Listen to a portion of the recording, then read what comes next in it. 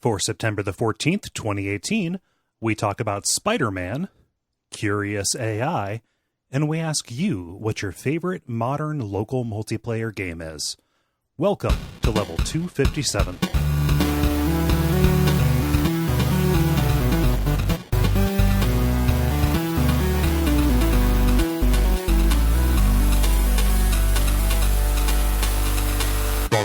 My name is Kole Ross. I'm Dennis Furia. I'm David Smith. And I'm Ben Merkel. And you are listening to The Level. It's a podcast for people who love video games. Welcome back, Dennis and David. Last time we recorded, you guys were together, but we're not on the show. Yeah, our fight to the death ended in a draw, surprisingly. It is still continuing. Which is good, because otherwise that would have, dramatically increased the amount of three plays. Yeah, and poor Jala. Oh, I know she likes being on, but every week.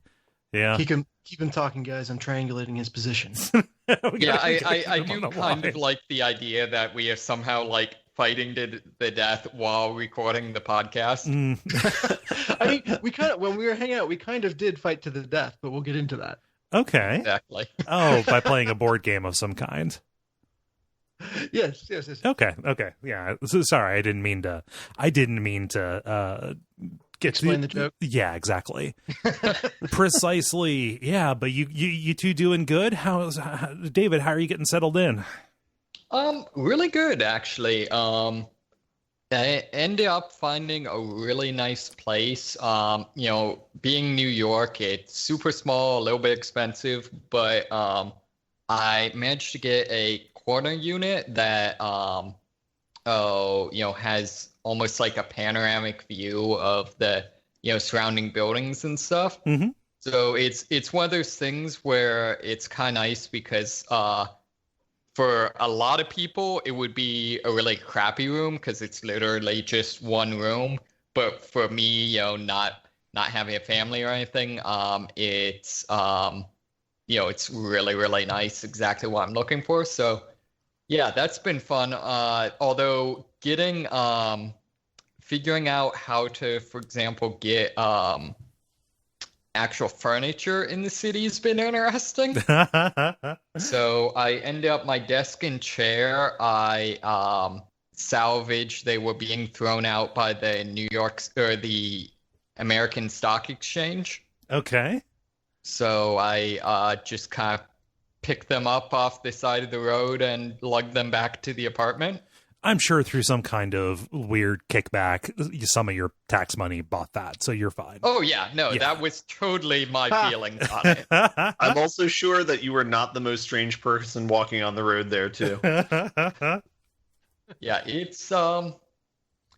Yeah, it's been really interesting. Actually, in terms of, not strange, I don't mean it that way, but in terms of different cultural stuff, what's been recently is I don't know that much about Judaism, but I guess it's Rosh Hashanah now. Okay. And so there's been a lot of what I think are Orthodox Jewish people around.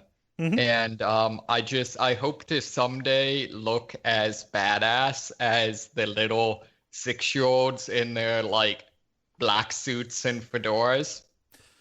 Yeah, it's pretty remarkable. I lived in a building that was almost entirely peopled by Orthodox Jews, and it was fascinating because we had this courtyard and the kids just wore this old-timey stuff all the time while they were playing old-timey games. It was like a little pocket of time distortion in the middle of my building. Mm-hmm. When you walk down and say hi to people and help them carry their groceries up or whatever, but it's wow, this is very different than what I am used to living in white bread ass Ohio. yeah, it's definitely a different culture. Yeah. I think my other favorite random thing I've seen on the street is I was out just walking around, fairly late, past when things were, pretty much closed up. But for some reason, there's one of the street food vendors straw out, and at some point decided he did have a customers, so we just start blaring like I think it's like Middle Eastern music. Nice. Just in the middle of Wall Street. Yeah. But well, just it's kind of a fun place. That is very cool. Yeah, well, you have to keep us apprised of your travails. Definitely. Yeah. Definitely. Dennis, you've been traveling a lot. I have. I was in the same city for my 7-year anniversary, which was a really good time. Don't say 7 years. Oh, no. Oh, right, yeah. We will soon be dust. Okay, 7 years. Okay. So we got as far up as Harlem. We went all the way down to Staten Island, and basically just did every single thing possible to do in the city over the course of 4 days. I think we averaged about 10 miles a day walking. Mm-hmm. So we got around. Nice. We saw a Broadway show. We saw a little mini theater thing in Greenwich Village. We ate in Hell's Kitchen a couple times. We ate like a super fancy meal in the financial district. Like we did everything. Nice. You learned how Central Park works? Yeah, I did. Is there something? I've been there a few times. What's different about the way that works? I was referencing the fact that like Central Park, if you drive ride or whatever, a bike, the long ways of it, it stretches at least a third to a half of Manhattan. Yeah, it's like the small intestine. When I was planning to meet David the day before, Jen and I had done Central Park. Was it earlier that day? It might have been earlier that day we did Central Park. And in my mind, I was like, oh, David is as far from me, where we were meeting, about the length of Central Park. What I'd forgotten is I had done a whole bike ride just to get to Central Park. Right. And so in my mind, the trip was like just on the edge of what I would bike for. And it was a nice day out. And I'm like, all right, I'll bike it. And then, 30 minutes into a 45-minute bike ride, I realized I made a horrible mistake. So yeah, I showed up probably like 20 minutes late and burnt to a crisp, and really thirsty. I imagine, yeah. Yeah. But yeah, it was cool biking through the city. So that day I put in probably about 20 miles on a bike plus whatever we did on foot. Jeez. Yeah, it was intense. So it kind of funny, like I go on vacation, I got way more exercise than I normally do. You're doing this wrong. Yeah. So then I did the polar opposite, which is I went to Wichita, Kansas, which is I think 200,000 people ish. Right. So like maybe a tenth the size of Greater Cincinnati. The question you need to ask yourself is, why did you go to Wichita, Kansas? They literally had to pay me to go there. It was for a work trip. But it's nice. We found good places to eat, and we did not get run over by any particularly nasty weather. The cool thing was the offsite we did was in a coffee shop, and the coffee shop had a kiosk which was a story printer from the local library. And literally you walk up to it and it has 3 buttons: a 1-minute story, a 3-minute story, or a 5-minute story. Oh, okay. Yeah, how much time you want to spend reading, and it prints out a short story for you on like a receipt.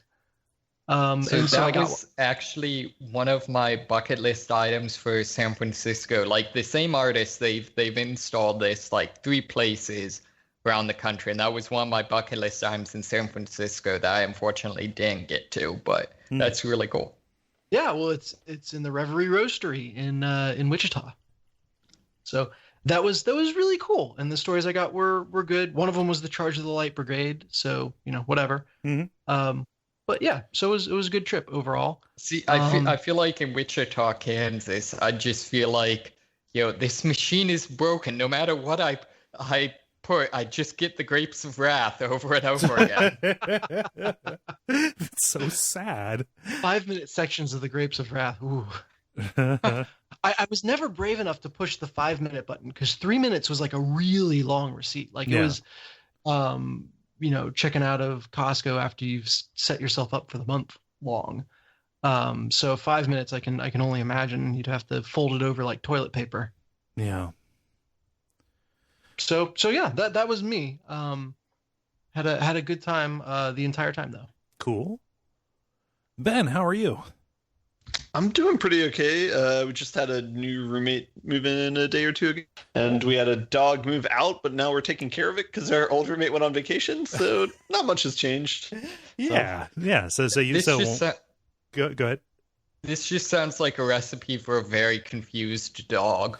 Yeah. The hammer is going to fall in a day or two when he goes back home for good. Clean break. Yeah, I know. I feel like you've got a very unique window for some very interesting social experiments with a new roommate coming in. Like that doesn't happen often. Yeah. It's a weird situation because I've talked to my other roommate, the one who I've lived with for 3 years, and we're like, okay, so, like, we're just like how soon are we gonna like act like ourselves around the new person? You know, like how soon do you walk out in boxers and make coffee in the morning? You know, Yeah. No, it's TTU, time to underwear. Yeah.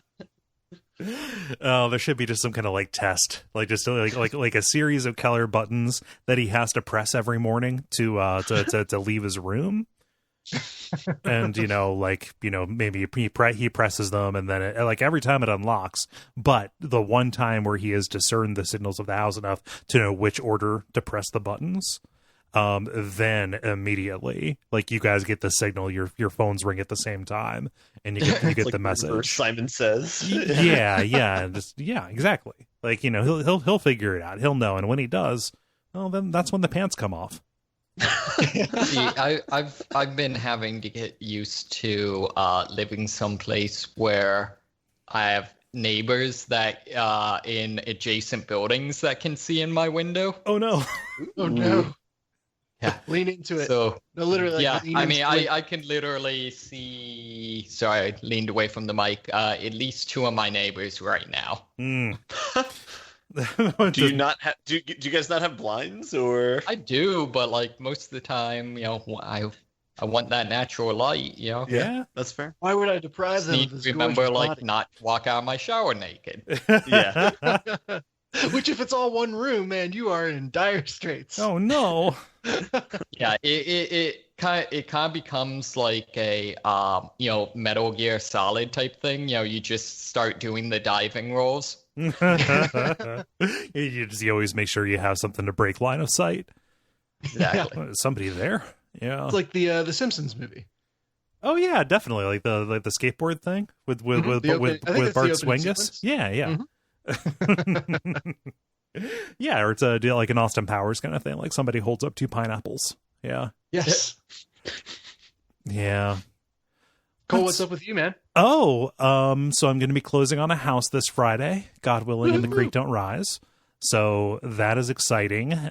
We had a bit of a close call with the appraisal that we had to do some renegotiating around. However, it is still resulting in me getting a hold of a home. I will truly celebrate once I have the keys in my hand and the money has left my account.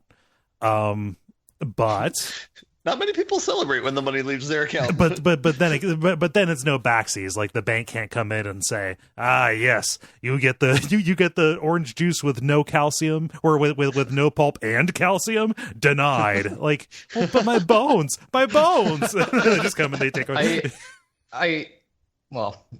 Sorry. Sorry. That's given that today is the 10-year anniversary of the mortgage crisis, I feel obligated to say you are never safe from the banks. Okay, this is true. Is it really the 10-year anniversary? Yeah. Yep. What was the instigating event on 9/10? I forget. Oh, for Bear Stearns going down? Republicans? Well, yeah. Okay. Sorry. I'm not sure. Yeah, I don't know. But yeah, I'm really excited. I'm not really. I'm looking forward to having a home and, all of the attendant joys of obligation that come with that. However, I also am looking forward to not having all of my shit in boxes. It's going to be nice not to have everything in boxes and bags and things. And you know what? Bad on me for packing up so early. However, I needed something to do because I was really anxious about this process. And it gave you something else to be anxious about. Yep.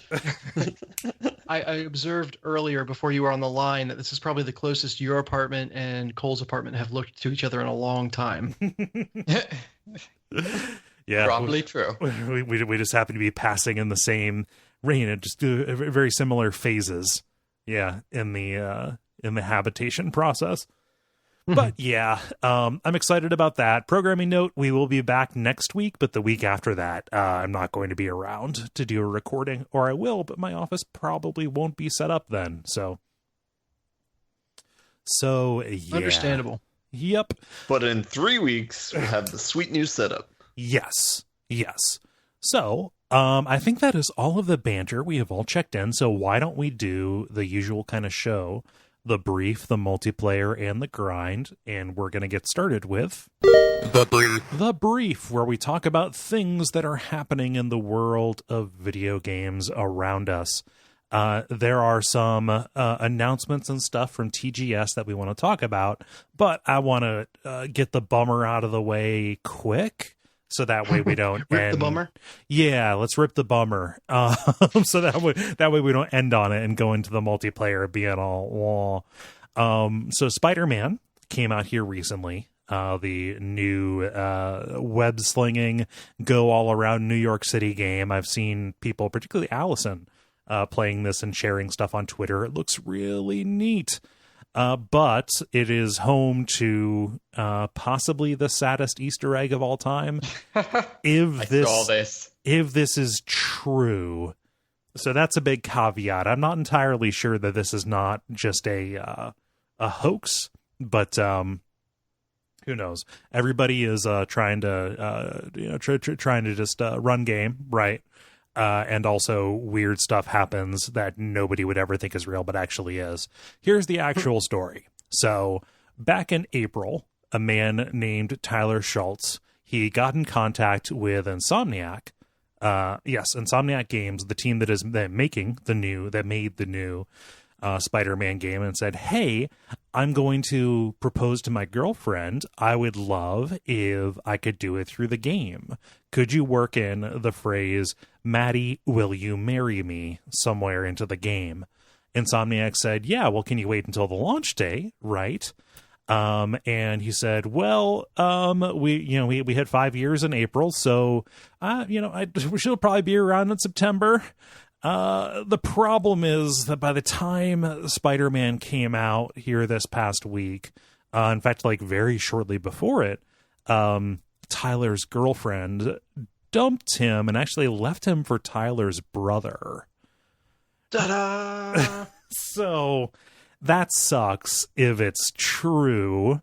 Something that makes me a little bit not weirded out by this, but adds to my theory that maybe this is not true, is that Tyler then went on to record a YouTube video kind of explaining the situation.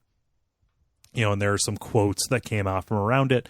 However, that YouTube video is not up right now. Now, the possibility is he was just getting harassed about that, and that's not cool. Like, he just drew too much attention to himself, and that was a real bummer of people being dipshits on the internet. However, somebody from Insomniac said, oh, well, we are really sorry about that. Do you want us to change the sign in a patch? So maybe that sign is going to go away. So it is not a permanent testament to sadness. Yeah, it looks like his commentary was like, no, keep it in. Maybe someone will get married off of it. Which is very, very nonchalant. Which, a lot can happen in, a year? Yeah. Or a couple months? I mean, so, Maddy might come back. You never know. I meant more a good relationship can go south that fast. So. Yeah, that's true. So, it could be that he had time to get over the WTF-ness of it. Although if it really was 2 or 3 weeks beforehand, probably not dealing with it. Yeah. If he's that nonchalant about it. Maybe. His story is that the whole the message being in the game helped him get over the breakup. I don't know if that's how that works. But who knows? The human mind is weird. 3 weeks is long enough to go all cask of Amontillado on your brother. Yeah, that sucks.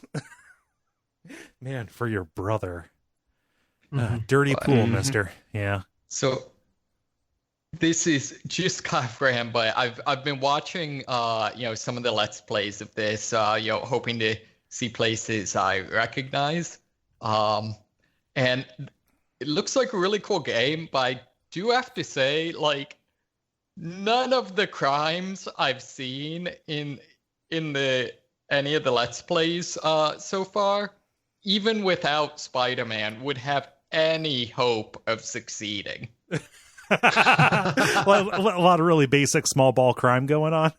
No, actually more the opposite. It's like it enters with opens up with like 5 guys in like bulletproof vests and like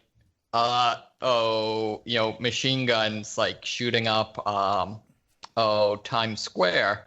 It's like, you do realize that the NYPD literally has 35,000 officers, many of whom are snipers. Yeah, like, the NYPD is basically a branch of the military. I'm not saying that's a good thing, but that is just kind of the world we live in. That has made fiction like this a little bit unsatisfying. No, and it's like walking around. It's like even if any of this, like, what was your getaway plan? You do realize Manhattan's an island. This is you know what they wanted? They just wanted Spider-Man to come and rough them up so they could get on the news. It's like if you were gonna like propose to your girlfriend or something. Yeah. Yeah. Ouch. Do you have any final words before the governor issues the writ of execution? Maddy, will you marry me?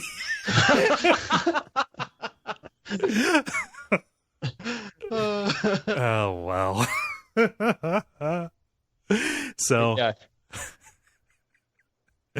I have no idea. I need to do a little bit more investigation to see if this guy, like, man, just how bad would this be if this guy was just trying to like get attention for his YouTube channel or something?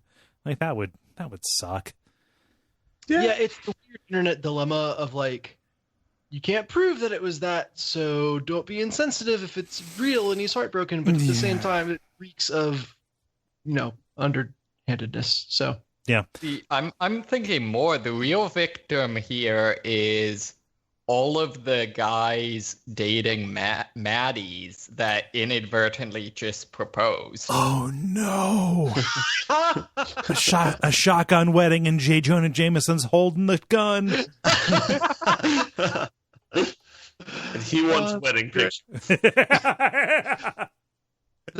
I haven't thought about this in forever. It makes me think of the College Humor prank war series back when I watched College Humor. One friend literally bought a baseball billboard ad proposing to the girlfriend, or as if he was his friend proposing to his friend's girlfriend. Oh no! And the worst part was so he had no idea it was coming. She said yes to him. And he's like, "What the hell are you talking about?" Oh, that's pretty good. Yeah. Dennis, what is this new suspiciously Monster Hunter-esque game that is coming? Yeah, you stole my thunder. Yeah, this is just like so many genres are cashing in on the battle royale, or so many games are cashing in on the battle royale genre. But it looks like at least one is jumping on that Monster Hunter tip. So a game called Project Awakening, and it's not clear if that's the actual title or if that's just a code name so far. If you go to the website, like it's up there, like it is the actual name. Yeah, we thought Octopath Traveler was a working title. Yeah, so take it with a grain of salt. Will never be as bad as Story's Path of Destinies. Yeah. But they just showed off a debut trailer for Project Awakening, and it's got a very Monster Hunter-esque setup with a lone soldier kind of hiking through the woods, following some tracks and snapped branches and stuff, and then squaring off against a monster, seemingly like a dragon lizard kind of deal, that is easily 4 times his size. So notable because it really cued all the best parts of that fight from Shadow of the Colossus. I want to say it's either 4 or 5. That's a lizard. Ben, you might remember better than me, but you're kind of in a coliseum, Yeah. and you gotta, it chases you up the walls, and you've kind of got to shoot its the feet. gecko thing. Yeah, the gecko thing. Yeah, the tail and the pail. I'm gonna guess 6. Oh, okay. I don't know. I'll look it up. Reminiscent of that fight in terms of being kind of chased along some ruins, and the size comparison holds. Really cool to see that. And if it's got anything in common with Shadow of the Colossus or with Monster Hunter, I view that as a good thing.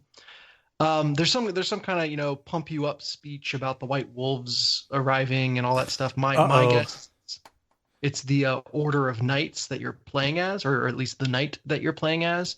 Other theories are that it is the dragons, or there is something at the very end of the video showing several Colossus-like figures on the horizon through kind of a cloud of ash. See, and that's I'm just. Oh, go ahead. I'm just hoping for the doggo equivalent of a palico. A dolico? Dog.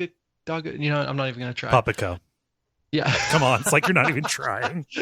That just said. So I'm really disappointed. The tagline for this is, pitch soldiers against dragons. And I was really hoping for straight up U.S. Army versus Monster Hunter style monsters. Yeah. And just this is one of those games no plot. I need the Monster Hunter level of plot, which is this is awesome. A monster exists. We need it not to. Read the title. Yeah. Yeah, exactly. I would love I feel like that's the only way I could be brought back into the Call of Duty series is if they went just completely off the line and were motherfucking dragons. They weren't they? I guarantee you I saw a dragon in some mode of Call of Duty. It seems like it'd be a zombie mode kind of thing, maybe. Yes. I have no idea. Anyway, the other interesting thing is that the trailer seems to get a little bit of Death Stranding in it towards the end. There's a river of blood and a tree that turns into crystals, and then the aforementioned spooky Colossus things. Yeah. And no word on exactly what those are yet, but we will find out. Yeah, this it looks like there was a dragon in one of the zombie mode matches. Yeah. Also, in another one, there is apparently Cerberus. Excellent. Yeah. Also, the aforementioned Colossus is Colossus number 8. Yeah. Is the salamander. Sorry. Oh, man. I didn't mean to. Ben, you win by closest without going over. I still feel like I've lost my edge. It's just been a while since I played that game. Mm-hmm. Yeah. So yeah, that is Project Awakening. Let's see here. Ben, speaking of Call of Duty and different modes, what is Blackout? Yeah, so they announced this a while ago that they were doing a battle royale version with zombies. They released the trailer recently, and they posted what the map will look like. I think back in May they said it was they quoted a big number. They said it was 1,500 times the size of Nuketown, which was one of their earlier maps. They posted one of their smaller maps. Yeah. So they posted the map now. It looks like they reused some of their old maps. So they have a Nuketown Island in the game. The map looks very similar to to something like PUBG, where it's surrounded by water. It looks similar. There's different areas. There's a asylum. There's a hydro dam. There's a construction site. So it's probably more similar to Fortnite, I guess, where there's specialized areas that you can go to. Yeah. Yeah. The other thing from the trailer that it looks like is they said before that they were going to have zombies in the mode. It looks from the trailer like they might be in the fog. So instead of you just taking damage, you have zombies if you stay in the fog. But I'm not entirely sure on that one. Oh, that's brilliant. I actually really like that. Yeah. I don't know if that's for sure or not, so don't quote me on it. But yeah. Speculation. I saw in I think the closed beta went live today, and I saw some high praise just in my brief time scrolling the news. The reviewer or previewer was very happy with the map's verticality. So much more so than in Fortnite, although Fortnite kind of has its own version of verticality. And certainly verticality is what you make of it. Yeah. And certainly much more so than PUBG. Like it's a very vertical map and structures are very tall. You fly in on attack helicopters and kind of have a wingsuit when you dive out that gives you much more control over where you land. So basically they were making it sound like you can get to any part of the island very quickly on any crossing pattern for the drop. So much more control in that sense. And that's not necessarily new. Like I've played other games that you kind of can reach anywhere you want from the first drop. So that's not too out of place. And then also the level of camouflage that everything has is very high. So visually, everyone kind of dives in looking very camo-esque, is very camoed up. All gillied up, you mean? Yeah, all gillied up.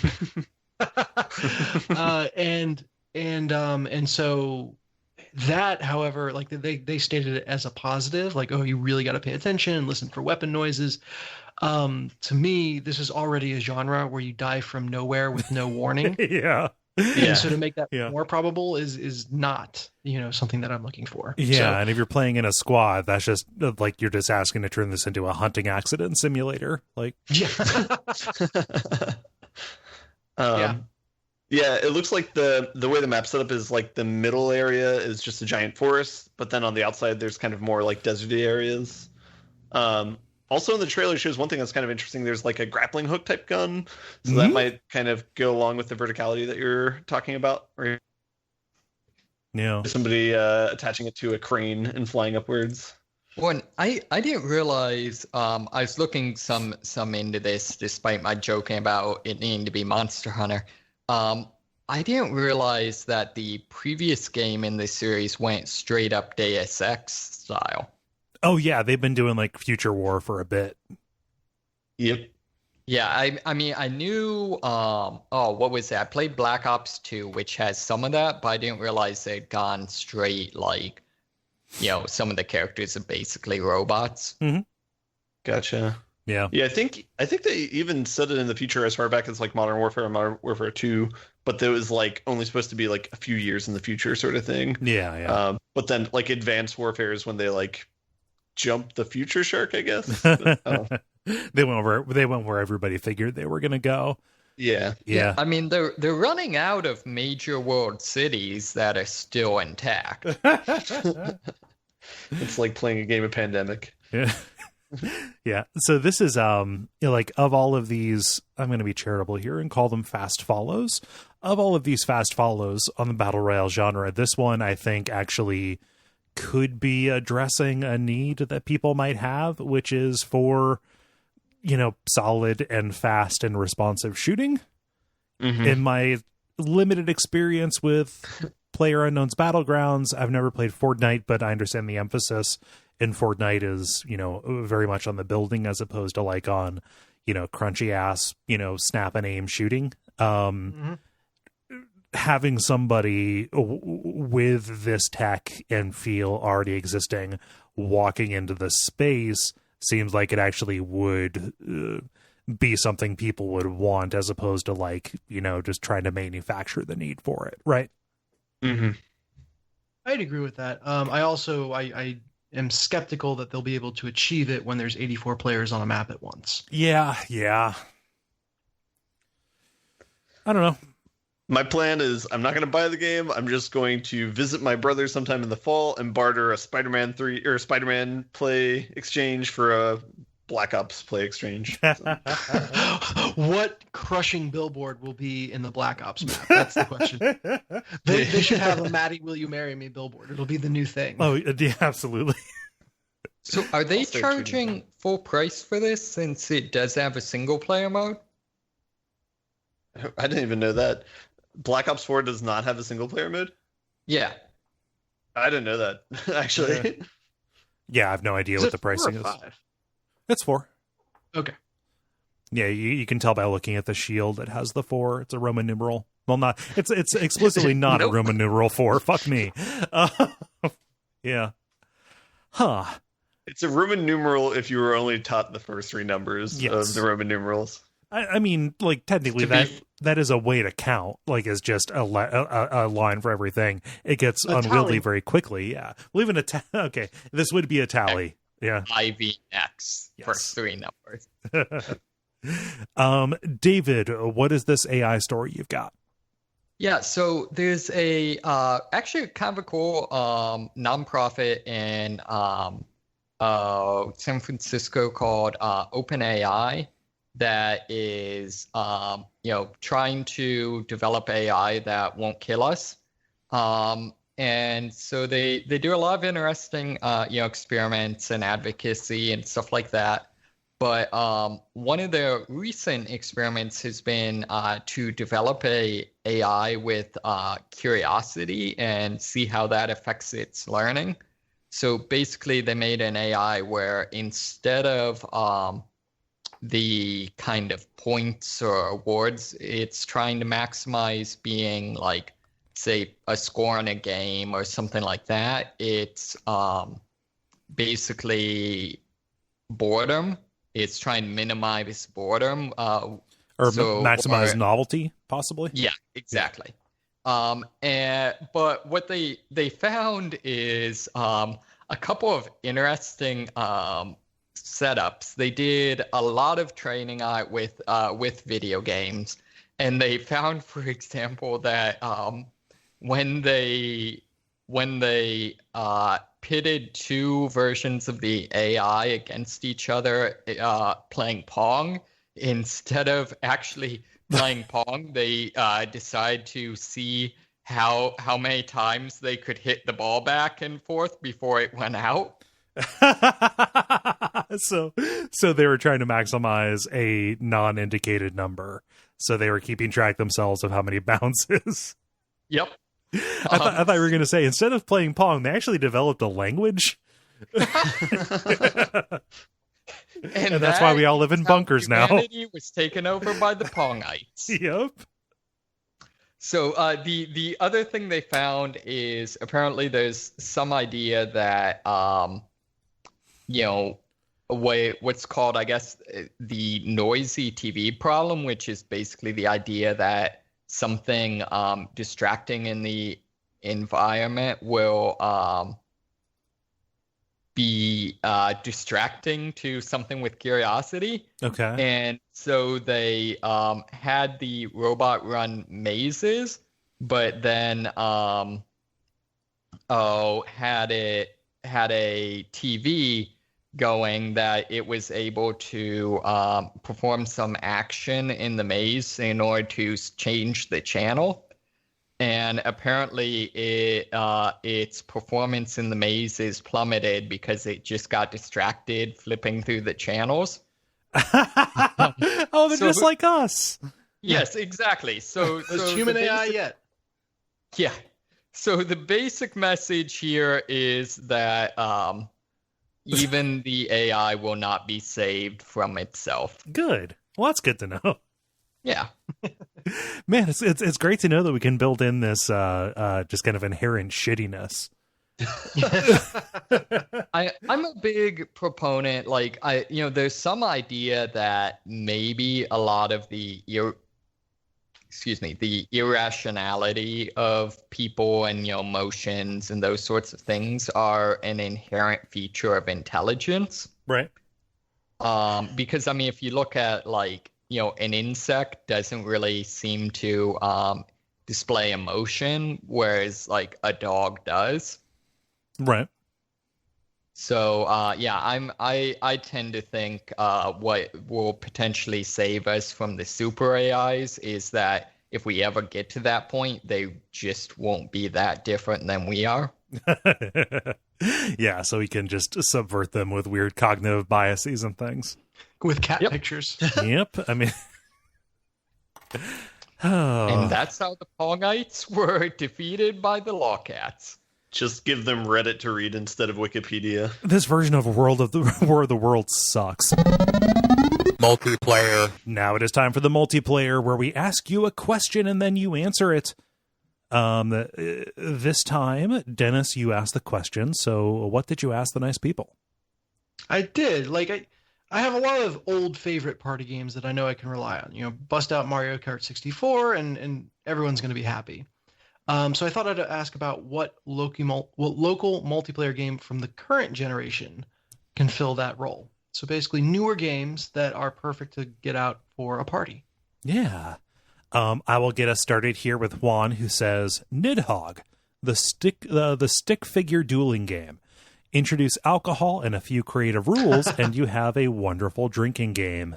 Yeah, Nidhogg is a very crunchy fighting game to play. The inputs are simple, but yeah, it's very complex. When they've come out with a sequel relatively recently that looks pretty awesome as well. Yes, it's very different though. There's a 3D aspect to it. Oh, really? Yeah. Cole, I was going to say that if you drink enough, it becomes a very sloshy fighting game. Crunchy sloshy. Oh, yeah. That's a good one, though. I wouldn't have thought of that. Ben, what does Lindsay say? Lindsay says, I typically do not party, but if I did, Borderlands 2 would be somewhat acceptable, since it's hard to find local couch co-op games anymore besides certain indie games. Yeah. Oh, man, you're not looking hard enough. See the below list. But yes. Yeah, Borderlands 2 I can see being fun. Yep. Especially if you had characters rolled up so people could hop in locally, as opposed to having to go through the tutorial and stuff. If you've gotten to the point where you're out of the story phase and into the murder hobo phase. Yeah. I just I don't know, like any of these multiplayer games that are very dependent on a single player story. I remember, man, this is back in high school or something. I had when I worked at GameStop and I was able to check stuff out, I was like, oh, X-Men Legends, that was a really fun game, to play, just a tappa button mash group Diablo thing. So, brought it home and had some people over, and that was the group I usually played Halo with, and we sat down with it.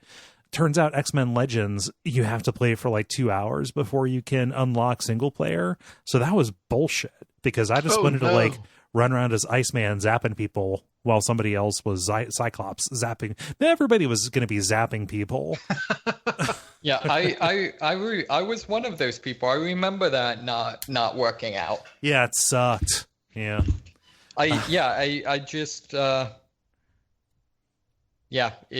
All I wanted from the game was press X for a fastball special, and they didn't give it to me.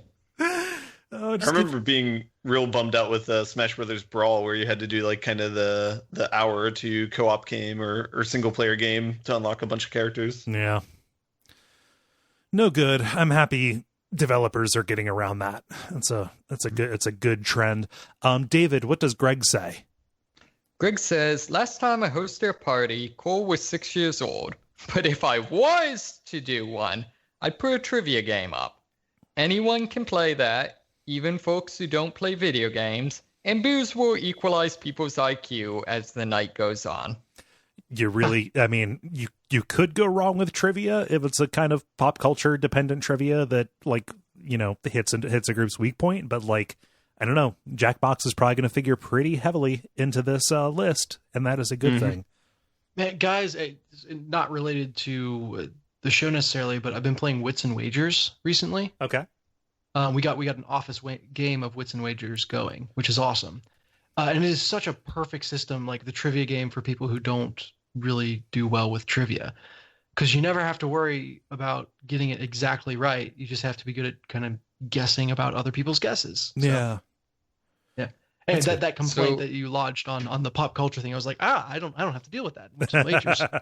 Nice. The one I've really been wanting to do, sort of similar-esque in terms of being kind of an anti-game, but and feel free to judge me horribly, but is Steam keeps advertising Monster Prom, which is apparently a multiplayer dating sim, a competitive dating sim, except crazy.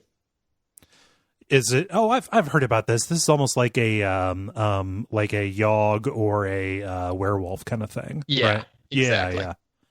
God, Werewolf is so fun. I love that game so much. Like any of those variants where it's just all about bluffing. Mhm. I won a lying contest earlier this week at a freelance work thing, which was fun. Wow. What was How does the that work? contest?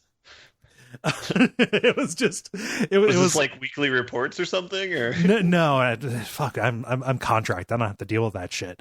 No, no, it was I'm like just imagining, like, I have poisoned one of these glasses. it was just it was it was like a writing Mormo kind of thing. We were going around a table getting ready for like a concepting meeting kind of thing, and it's like, yeah, just like let's all tell lies of ascending absurdity, and we'll stop when people can't figure out if it's true or not. And it stopped on mine, so that's good. See, Nice. I feel like, though, if you live a crazy enough life, eventually that game breaks down. True, but it wasn't like a would you rather kind of thing. Not would you rather, but never have I ever kind of thing. It wasn't that. It's like I have a sixth toe. Right. I guess Okay. everyone's got a sixth toe, an 11th toe. The trick for that kind of thing, this is not related to the topic at hand, but the trick that I'll give you is find the biggest possible thing that nobody cares about and then make up a lie about that. Yeah. But I feel like that was in the Machiavelli's sequel, right? He's talked about that. Yep. Yeah, it was domination for podcasters. So anyway, all that is to say, no shade on Monster Prom or any other werewolf style variant. Those are good games. Yeah. Dennis, what does Austin say? He says, my friends and I always enjoy a good game of Dominion or Halo.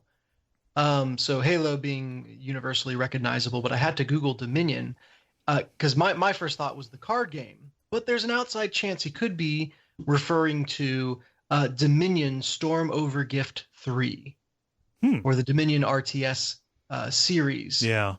From way back in 1998. I think he's talking about the card game. That seems more reasonable to me. More reasonable of an assumption. I don't know if you could get the I don't know that I would call a 1998 RTS game a party game necessarily. There's a full 8-player multiplayer mode. Okay, yeah, maybe Austin and his crew are like really cool and old school and can do that. Yeah. Mm-hmm. Let's see here. Jack writes, the wow factor of the intricate courses of Mario Kart 8 Deluxe, especially for those who fondly remember the original and N64 versions, but haven't yet experienced the newer offerings. It is a recipe for success every damn time. Is that the... excuse me, I'm really sorry. Is that the... your answer bores, David? Yes. Chicken Is Riggies that has been found wanting. Yeah, I feel awful. Well, I mean, more awful. Is that the Nintendo Switch one? Yeah. It's the one that we played when Jala was over. Yes. Yeah. That one seems amazing. It's very good. It's fun. Jack continues, I've also never actually played a Jackbox collection any way other than locally, so that's a standby when the crowd gets a bit bigger. Quiplash forever. God, those games are such a fucking treat. Mm-hmm. Yeah, I just it is amazing what they have been able to accomplish with the Jackbox, and the fact that they just continue putting out new packs that all have like at least one game that is completely essential. I think it's really that they hope- found something that people consider universally funny. Like everyone's got a different sense of humor, so it's hard to find those instances where like everyone is going to find this funny. And I think it's probably because that's so why much you of the have humor alcohol. yeah, it's a game where the humor is in large part generated by the people playing, so they are going to enjoy it. Yeah, and if you're playing with people that you would hang out with otherwise, then yeah, you get good stuff. You're of like mind. I just really hope that bald guy got some good royalty contracts. No, Jack lives on a yacht for tax purposes. He's I a thought he citizen. lived in a box. He's a I thought it was a very literal title. Jack's box. Yeah, you go down under the bridge, find Jack, and ask you questions. Oh man, I want to play Jackbox now. We need to stop Maddy, before will I. you marry me? Maddie, will you? Yeah. Oh fuck, Ben. What does Allison say? Allison says, lately, most of my best multiplayer party experiences have come from firing up Jackbox games, especially Drawful, Quiplash, or Fibbage. Everybody always has their phone, so it's easy to get everyone in on the fun. Yeah, this has many likes. For one of these. This was going to be my answer before I read everyone else's. Yeah. I wish people were not so afraid of Drawful. Oh no, Oh, really? Stuff gets massively screwed up. What's that? Half the fun is stuff that gets massively screwed up, like the Absolutely. drawings that are just no good. Absolutely, yeah. No, people, drawing is like cooking or math. There are some people who just say, "No, I can't do that." When they just get self-conscious, they self-censor around it when they could have fun if they engaged with it, right? I wish there was more time to draw on TKO. Yeah. But yeah.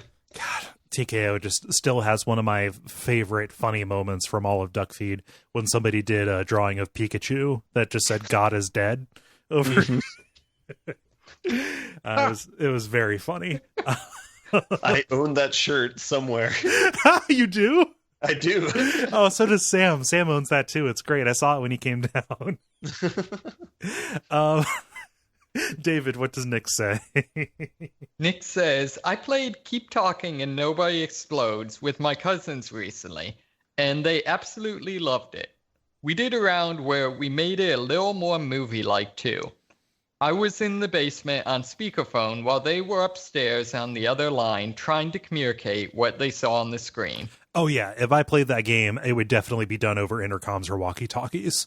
See, I feel like that's the game I really want to come out with a whatever the Nintendo like cardboard things are called.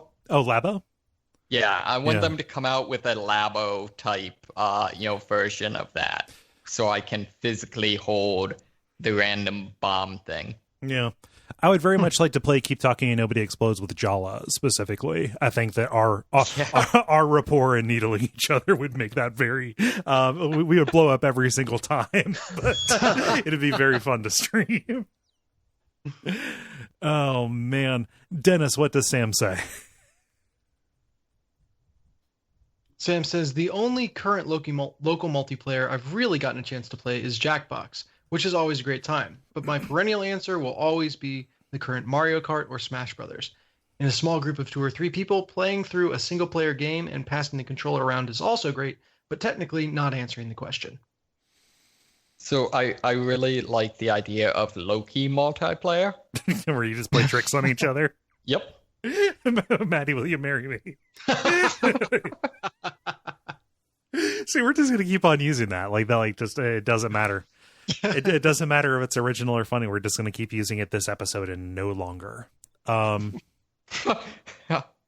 mean, so it's still answering the question, I think, because there are current generation versions of at least Mario Kart, and then Smash Brothers is coming soon. It's not an original answer, but it's an answer. Don't discount yourself, man. Oh, well. Noah says, feverishly awaiting the new Smash Brothers, but Overcooked 2 is holding up for now. I feel like I missed the Overcooked train. I saw them playing it on Duckstream last year, and it looked like a lot of fun. Is that the one that's sort of the not exactly, but in spirit is kind of like Surgeon Simulator applied to cooking with friends?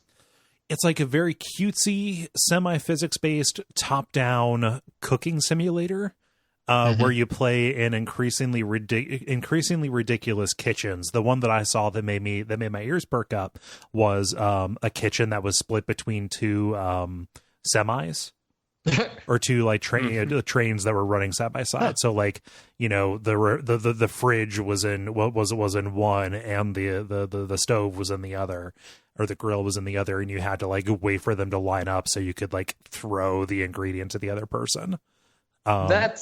Cooking Food Network has to have tried that at least once. I mean, gosh, what's his name? Alton Brown on not Chopped or on oh man, the one show that I really like whose name I forget. He's basically Loki. He's basically the Riddler. If he if he hasn't done it, it has solely been for budget purposes. He wants to torture people with food. Yeah. so let's see here. That was me. Ben, what does David say? David says, "What's a party?" The most recent game I played at a social gathering was the Jackbox game. I feel like Mario Party, Kart, Halo, and Smash could work as appropriate group sizes and interests. Yeah. With appropriate group sizes and interests. Yep. Yeah. Halo's good, especially if you have people like, so the biggest barrier to entry for Halo is, can you play a first person game with dual sticks, right? Like you would not be able to like, I don't know, bring people in from your Toastmasters group or whatever and assume that they would be able to play Blood Gulch with you. But if you can get over that assumption, like that's a fun game if you're not taking it seriously. If you are, fuck that. Yeah. Let's see. David, what does Javier say? Sorry, I was on the princess was in another tab or something. That's fine. No, it's fine. I just caught you. So Javier says Rock Band 2. I dust off the old R2 unit, aka the 360, and plastic instruments and let the good times roll. Fuck yeah.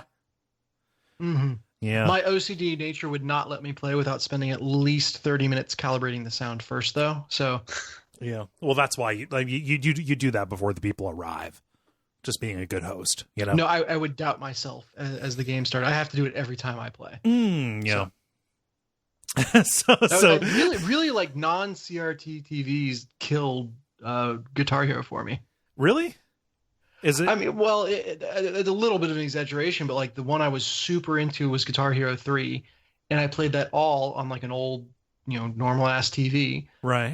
And I played whatever World and Legends of Rock and a little bit of Rock Band here and there, but I could never get into it the way I was. Weird. And I always blamed it on the nature of the TV I was playing on, because every time I missed a note, the nagging thought in the back of my mind was the sound isn't calibrated. I never thought to question that when I was on the old TV. 'Tis a poor workman blames his tools. Yeah. Yeah. Yes. Even if I knew I missed it, I couldn't get it out of my mind. Knowing that it is under your control. Yes. Yes. Yeah. It makes you think, oh, I didn't mess up now. I messed up 20 minutes ago when I set this up. Correct. Yeah. So less people think that David was doing something frivolous when his attention wavered. Understand that he was in another tab so he could share in the Slack this image of Alton Brown literally dressed up as the Riddler. Might be a Photoshop, but it is very appropriate. That's Thank fantastic. You. Oh man. What a national treasure. Man, Alton Brown's great. Let's see this. Dennis, what does Jonathan say? He says, my teenage sons and I like to play Rocket League. Together has been a lot of fun, watching them improve and work as a team doing callouts. I am so freaking excited to reach that stage. Like, it is a good 10 years away. I've got a decade, but I'm excited for that stage of life. I mean, we'd be remiss if we didn't defer to the master here. Ben, have you played any Rocket League in person? Yeah, I have. I actually honestly get frustrated by it because it's every time I've played it not on my computer, it feels different. And so I'll miss like shots that I know I can hit. And so I'm just like, I just want to be on my computer right now. This is like, I feel like an embarrassment. Oh, man. I lost to Perk playing him in split screen. I could not handle that. Not Perk, no. He said it's recorded forever.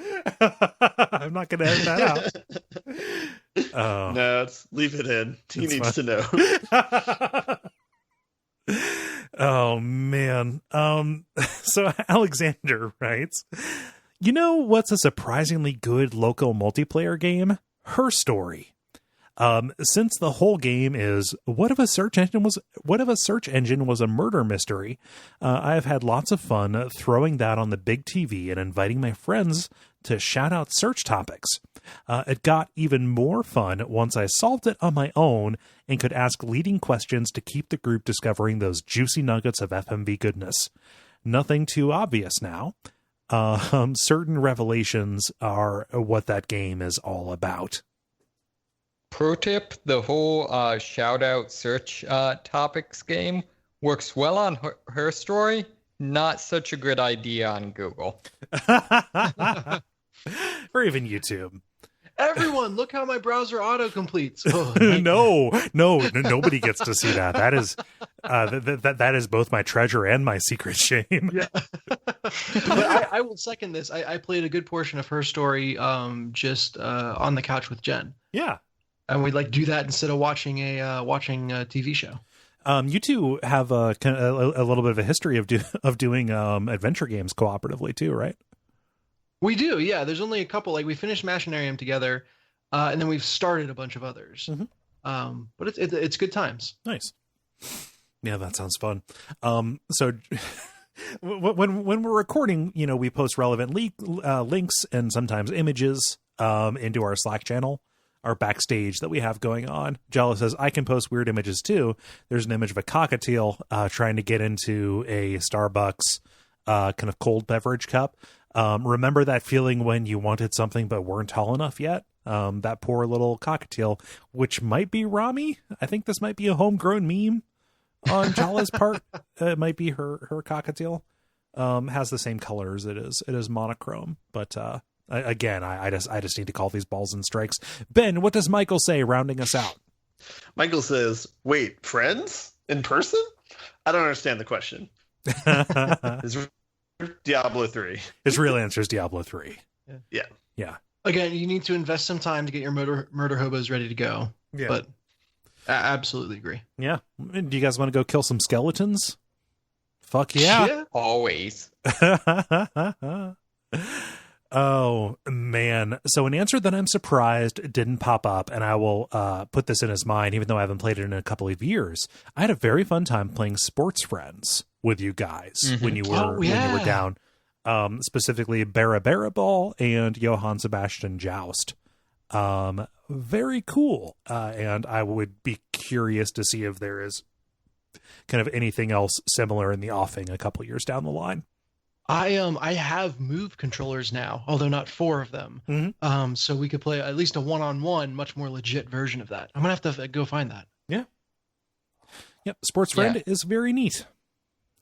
So I think mine, I've actually overall, I kind of am in the camp of some of the people that were decrying the lack of local multiplayer nowadays. But I think one that definitely has been hit, at least for me, is what we went with for the image for this, Lovers in a Dangerous Space-Time.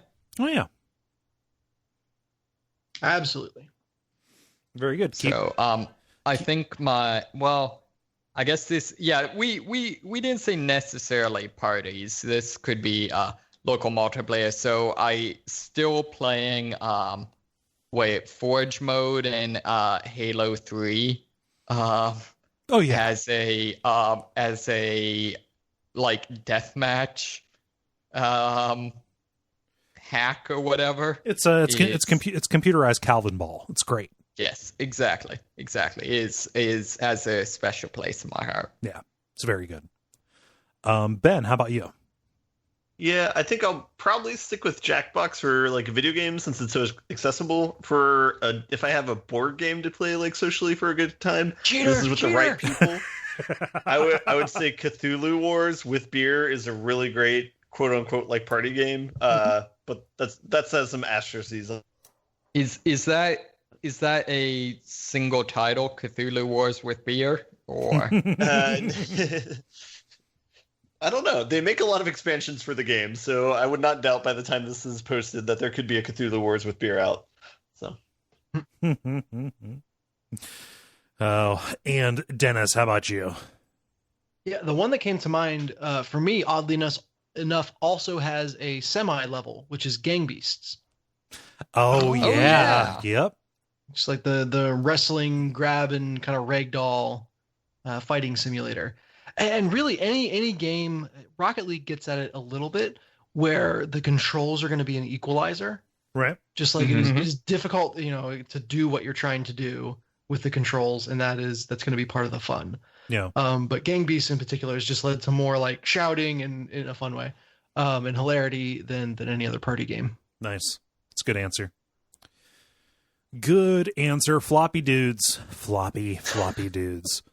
So thank you everybody for participating in this. If you would like to get your answers in, then you can watch on Monday afternoons at facebook.com/The Level Podcast. We would love to hear from you. The grind. Now it is time for the grind, where we talk about the games we have been playing over the past period of time or so. I'm going to break protocol, even though I usually go with somebody who was not here the last episode to start us off. Both Ben and Dennis, but both Dennis and David were not here. Sorry, I get you guys mixed up all the time. We had two. We had D people. Oh yeah, you D people. Yes. No, you're both absent, so I'm going to step in because I also don't have much to say, and also I have a question. Dennis, as a person who plays bass or has played bass in the past, how do you deal with a blister on your index and ring finger? Specifically on your plucking finger. I've got calluses on my fretting fingers. I'm just talking about doing finger style bass. Yeah, So the same I way have you an deal answer with for it. this if you don't. Okay. So my answer is the same way you deal with it when you are getting your fretting calluses while playing guitar, which is you bleed a lot. Okay. And then you get better. Okay. Yeah. I didn't know if there was a trick other than just gut it out, which is also fine. It just limits my practice time, which is what you need to do is go to exclusively slapping and popping, man. Yeah. And then you just got to worry about the side of your thumb and then your ring finger. So I suppose. Yeah. Go ahead, David. What do you got? So a couple of suggestions. One is rubbing alcohol. Before, after, or on top of, like how would you apply that and when? All of the above. just have a cup of rubbing alcohol to dip your two fingers into. Yeah, because you basically it kills off the first layer of skin and like causes your skin to develop calluses. Similarly, really strong green tea. Applied internally or topically? Topically. Probably Okay. internally might help too, but I mean, yeah, it's more of a general kind of thing. yeah. Yeah. And then Dit Da Jiao, which you can probably find online or your local Chinese apothecary. However, noteworthy of that one, do not do after you've broken skin. That stuff will jack you up. Da Jiao, you said? Dit Da Jiao. Yeah, Okay. these are all basically ways for like developing calluses on like your hands for martial arts, but presumably they'd work for guitar. Yeah. So the blanket answer seems to be ABD, always be debriding. Yes. Okay, good. Yeah, so the reason that I bring that up is because the only real game that I've been playing recently has been Rocksmith, in order to just kind of keep my practice up. Also, I have been fucking around with custom DLC again. Oh. Just because for personal projects, I have wanted to kind of learn how to play in very particular kind of composer styles to figure out how to achieve a certain effect, and also to kind of expand my bass kind of rhythm and box vocabulary away from kind of the very limited scope that it was in. So yeah, hopped on Customs Forge and downloaded a bunch of stuff, specifically like a bunch of music by Akira Yamaoka, like Silent Hill music. which has been very fun to pick up on both guitar and bass, and also the usual suspects, the bands and artists that I tend to enjoy, a lot of Eels and REM and things. But it's a very like unique experience because when you just download regular DLC or play a song that comes with Rocksmith, it is very intentionally authored to kind of guide you up from low difficulty to high difficulty as you master certain phrases, either through repeating that riff or by just going through the entire song, missing notes and seeing things over as you play. However, a lot of custom DLC is just like, hey, we have just the mastered version of this, and fuck you if you're not ready for that. So like sitting down and saying, you know what? I really love the song Harbor Coat by REM, opening song on Reckoning, which is objectively the best REM album. You sit down, it's like, I want to learn, I want to feel for myself how Mike Mills plays bass, especially in the early days of REM. And like, no, this is maximum difficulty and it's moving very, very fast. So I've been messing around with that for these past couple of like weeks, maybe. But definitely have some nasty callous stuff going on. Usually the biggest sacrifice that I make in terms of my hands for my music is keeping my fingernails long to play fingerstyle guitar. But this is substantially more painful than that. So that'll get you. Yeah. Yeah.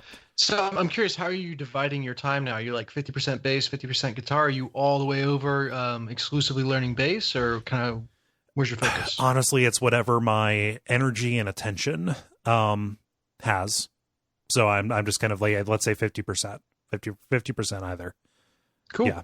And also like, I'd be lying if I said that it wasn't motivated by laziness. Like, oh yeah, I'm going to tune this into like, okay, so every string down a half step, but also drop D flat. Okay, yeah. I don't feel like retuning that, so I might as well plug in my bass and mess around with that. Oh, I tune that to open C to play a Queens of the Stone Age song. Well, I might as well retune the guitar to go to something else. Fortunately, Rocksmith, you can sort it by tunings and stuff. Does your new house have a live-in sound guy? No, I don't have any roadies. I think that I would have to I'd have to use some kind of gig economy service to hire a guitar tech to like in between songs, like bring me a new guitar. You haven't heard of tuner with no vowels and 2 R's at the end? TNRR. Yeah. Yeah. But Rocksmith remains great. Yeah.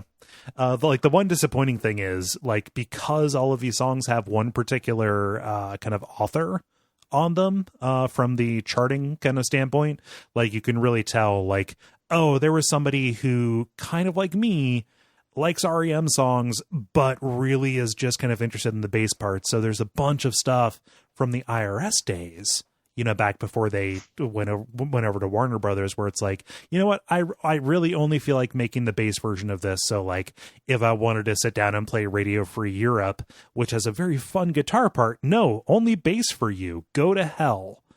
Not hell, because that's still a fun bass line, but like, I'd like to sit down, and it's also not a hard song. I can just play it by ear, but it's fun to, earn points and get that percentage up and stuff, Oh, yeah. Yeah. So Rocksmith is my thing. Any questions about that? Do you have any calluses on your thumbs? On my thumbs? Not really. Yeah. Other than the one that's kind of off to the side of my right thumb for plucking bass notes on guitar. Then it sounds like you could get and binge play Spider-Man then. Oh yeah? What? Oh man. Okay, you just built a segue into this. Thank you, Ben. You have done my job for me. Hey Ben, what have you been playing? Been playing Spider-Man all weekend. Ah, damn. Cool. Tell me about it. You mentioned this Kole in the chat on Twitch, and I was like, damn, he's going to talk about this, isn't he? Well, I was curious to see if anyone else was, on the train or whatever, and I would talk to him about it. It's good. People are like praising it like it's the best game ever. It's not like I would put it so far. I would put it between like Arkham City and Arkham Asylum in terms of like it's good. It's like a solid video game adaptation. But I mean, yeah. So let's go. It's kind of like Grand Theft Auto. It's kind of like the other Spider-Man. Notable differences: they changed the swinging style from Spider-Man 2, which is kind of beloved by everybody. Instead of it kind of having like a high ceiling of skill where like you can really competently swing by the end of the game, but at the beginning, they kind of made it so that it's like easy to do for anybody, but then you can't really do anything too custom. Basically, they just take all the skill away for you and they just do it for you. So like if you're moving at any given point, they'll figure out you just hold down a button to be like in swinging mode, quote unquote. And it will find a web to shoot for you, and then it'll figure out like what trajectory it needs to be so that you don't run into any buildings in front of you. Yeah. And all you do is press a button to release that web, and then get another one. It was about timing, timing on your parabola. Yeah, exactly. Yeah, so you want to choose to let go if you're at the bottom of the arc, if you want to go really fast forward, or if you want to go really high, then you let go when you're at the top of the curve or whatever to shoot off. Yeah, so the swing system's really good though. It's really seamless. It's like the way they do like kind of custom animations like based on like how you're swinging, like all that looks really good. They do a good job of like making it so you can swoop down really close to the ground, and since they figure it out ahead of time that you're not going to hit it or whatever, and so they have like more vibration as you're passing by like cars and trees and stuff. So like they do a good job of like making that feel really good. Hey Ben, does he do stunts? Oh, does he do tricks? Does he do little flips and stuff? Okay, all right, okay. I mean, like he does some style stuff. Like you can jump off a building, he'll do like a front flip thing. All right. Okay, but yeah, so that I wanted to bring that part up since that's kind of like the meat and potatoes of the game. That's how you get around and stuff. That's like 50% of the game is swinging around the city, so that needs to be pretty good, I guess. But the reason why you're swinging around the city is you're going from place to place. It feels very similar to a Grand Theft Auto type game in that there's a main path, and you always know like what the main objective is. But then they'll populate each of the worlds with side quests. So maybe it's closer to like a Far Cry type thing, where you have to climb a tower to unlock the map, sort of thing. And then they kind of slowly roll out the side quests that you can do in the map. I guess I just won't say what they are, just as to not spoil them or anything. But I guess it would be similar to like the Arkham games, where it's like you can go here and do a penguin-based thing, or you can go here and do it like a Riddler challenge or something like that. Yeah, I don't want to know what villains are in this, or even if there are like alternate playable characters and stuff. Yeah. All right, then I will hold that. So the game kind of fills out like that, where there's like a lot of different side quests you can do. It seems like similar to it reminded me a lot of the Arkham games, where it's like a lot of the characters that they have are kind of pay homage to like the comics and stuff. So they're characters you might not be familiar with if you've only watched cartoons like I have. So it's kind of interesting you see a character and then you can go and like look up more information about them and say, oh, okay, this is this person and they did this in the comics or whatever. So that aspect I liked of it. All the criticisms I have of the game are like very minor and kind of like what we were talking about like before when David you were talking about the people like shooting up like Times Square and stuff. Anytime like something triggers in my mind where it's like, well, this isn't realistic, then I'm like, oh yeah, wait, it's a comic book game. Like this is just in spirit of the comic book. Like like there's just going to be bad guys with guns for some reason who are looking for a payday or something. One thing that did bother me that I feel like is not in the spirit of the comics is, it has kind of the Arkham City style, like build up your combos and do cool stuff thing. And, you have your instant takedowns. And one of them, you basically wrap your web around a dude's neck and break his neck. I have not seen that. He's one technically yet. still alive. Yeah, that is for the next few minutes. Have you listened to? Okay, so have you read the lyrics to Metallica's "One"?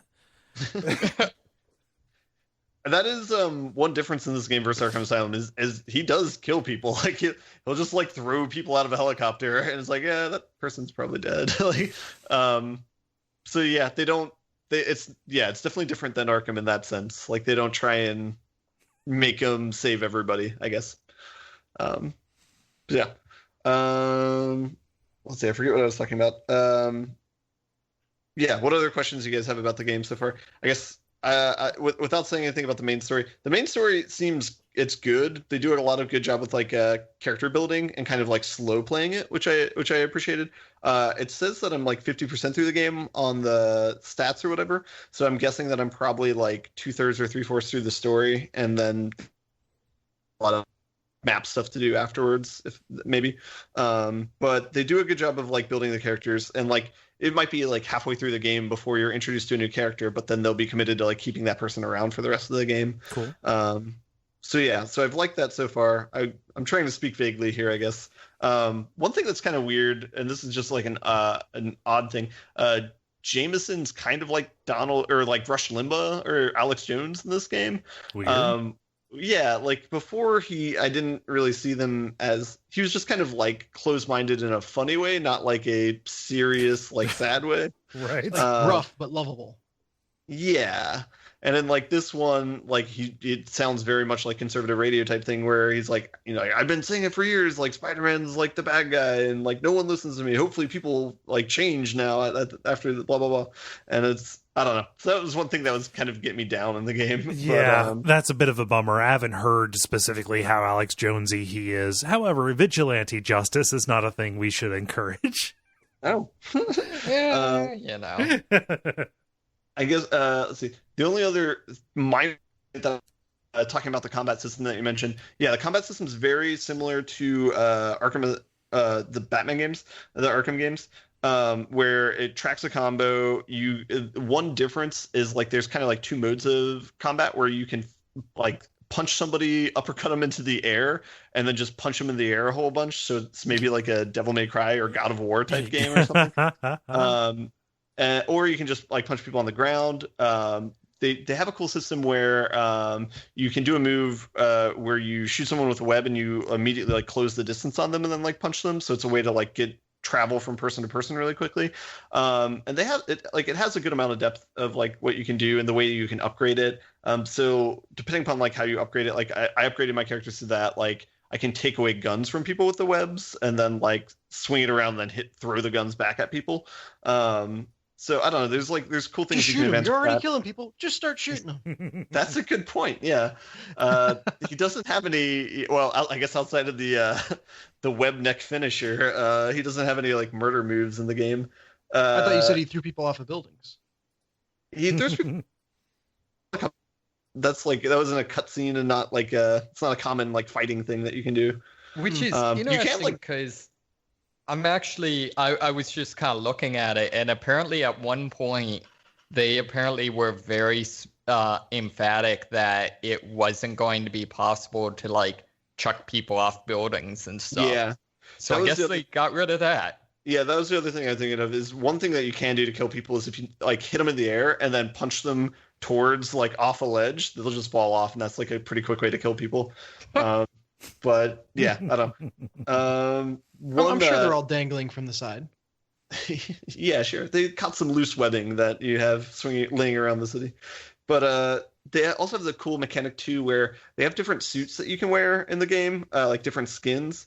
And so some of them are like for example from the Spider-Man movie with Tobey Maguire, where it's like the wrestling skin or something like that. Or so it's basically different art styles, but there's actual functional component to it where each one will have like a special move in combat related to it. That's been around since the PlayStation 1 games. Oh, okay. Special skins with special powers. Okay, I didn't know that, because I don't think they had like different skins in the Spider-Man 2 one, but maybe I'm misremembering that. No, I would bet you dollars to donuts it's in there. Okay.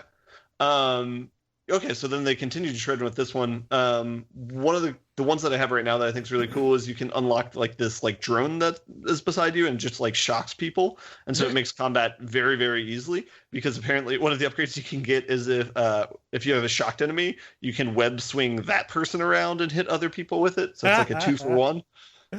Use him as a flail. Yeah. My name's Gale and I'm a flail.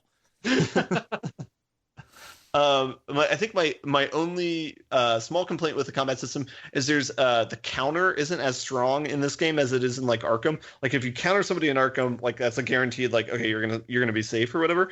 The counter in this game is like a roll, like you roll away. And with a lot of the like ballistics, if someone's shooting something at you, it mostly works. Like probably like 95% of the time. There's a few times where even if you dodge, like because like he has like a spider sense pop up, right? And so you can. If the dodge button after that, a projectile still might hit you if you do it like too early, which is like a little bit frustrating. And then there's another one where there's bigger guys that you fight. Like there's a regular sized people and there's like big guys and they kind of like function a little bit differently.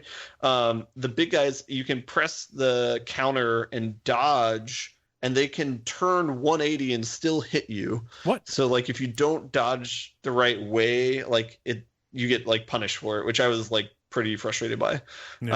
Especially because like it's sort of like being knocked down by waves in the ocean, where if that happens once, even if you dodge backward again, they can still close the distance sometimes and hit you again. And so you can just like die from that. So you're like stun locked.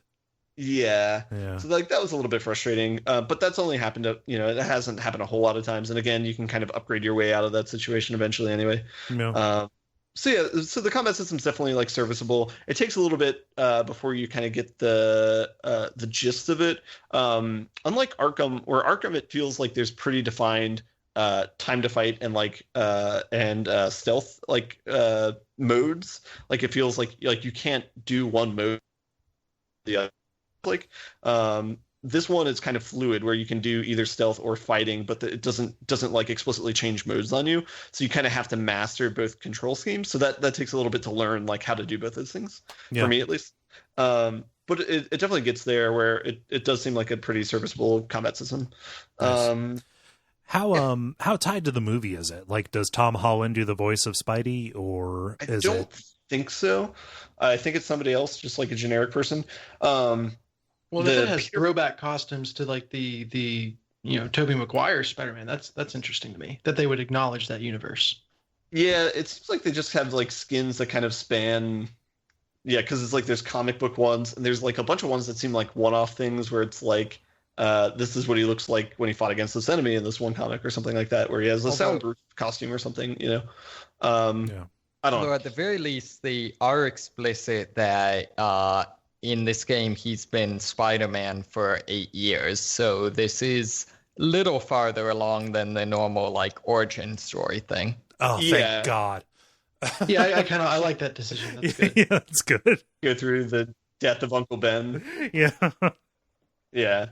A lot of the relations are already established, and there's a lot of kind of like callbacks to like things that have happened like a year ago type thing. So yeah, you're kind of thrown in the middle of it. But yeah, I don't think it's beholden to any of the movie versions of it. I think it's more just extended from the comic books. Yeah. Yeah.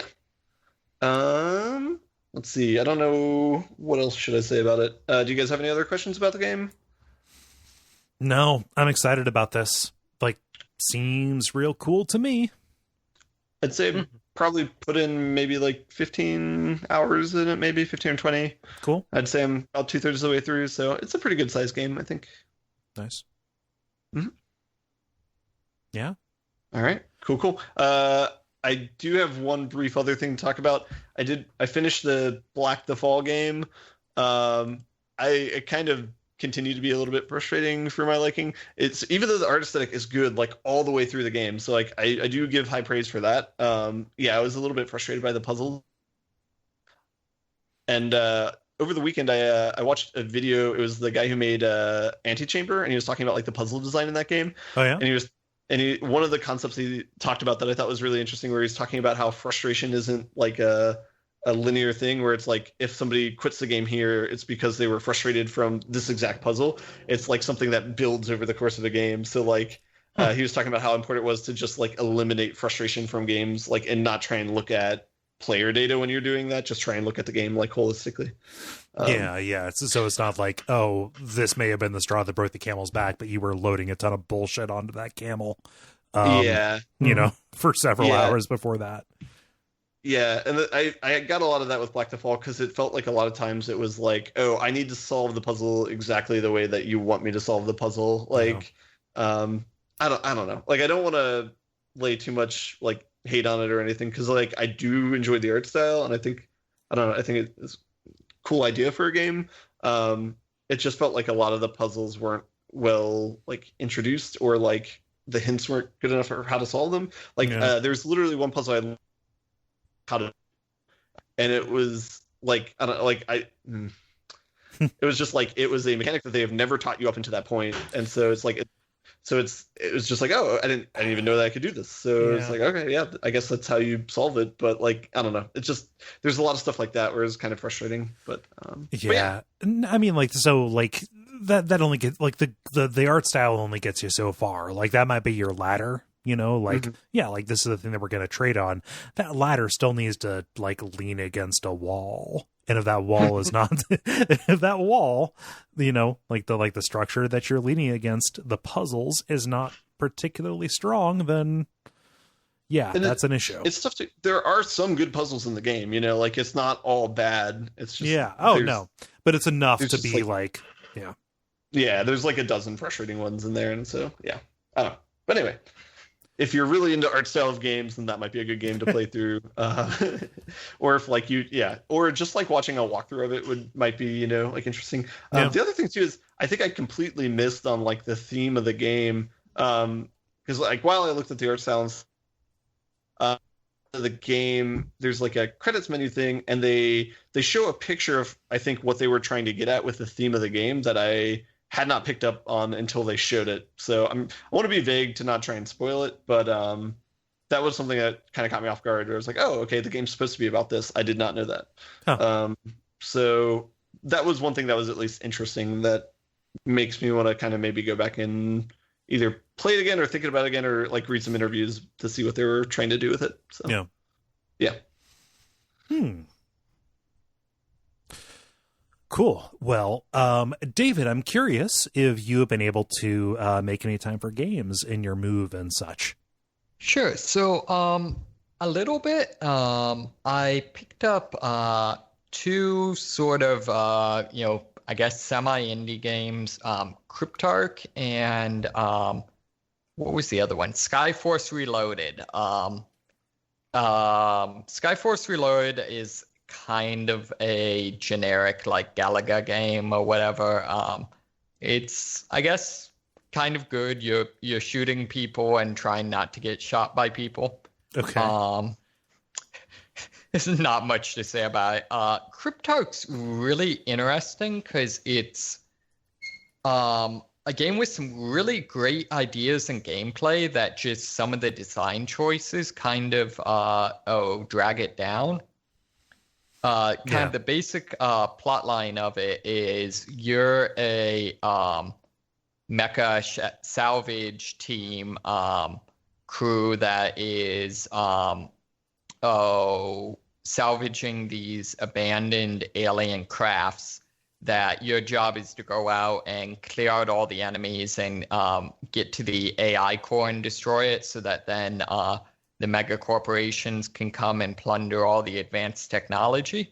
Okay. And it basically plays out as a twin stick shooter, but with a lot less just like straight up bullet hell and more of a tactical type of approach and some kind of strategic gameplay.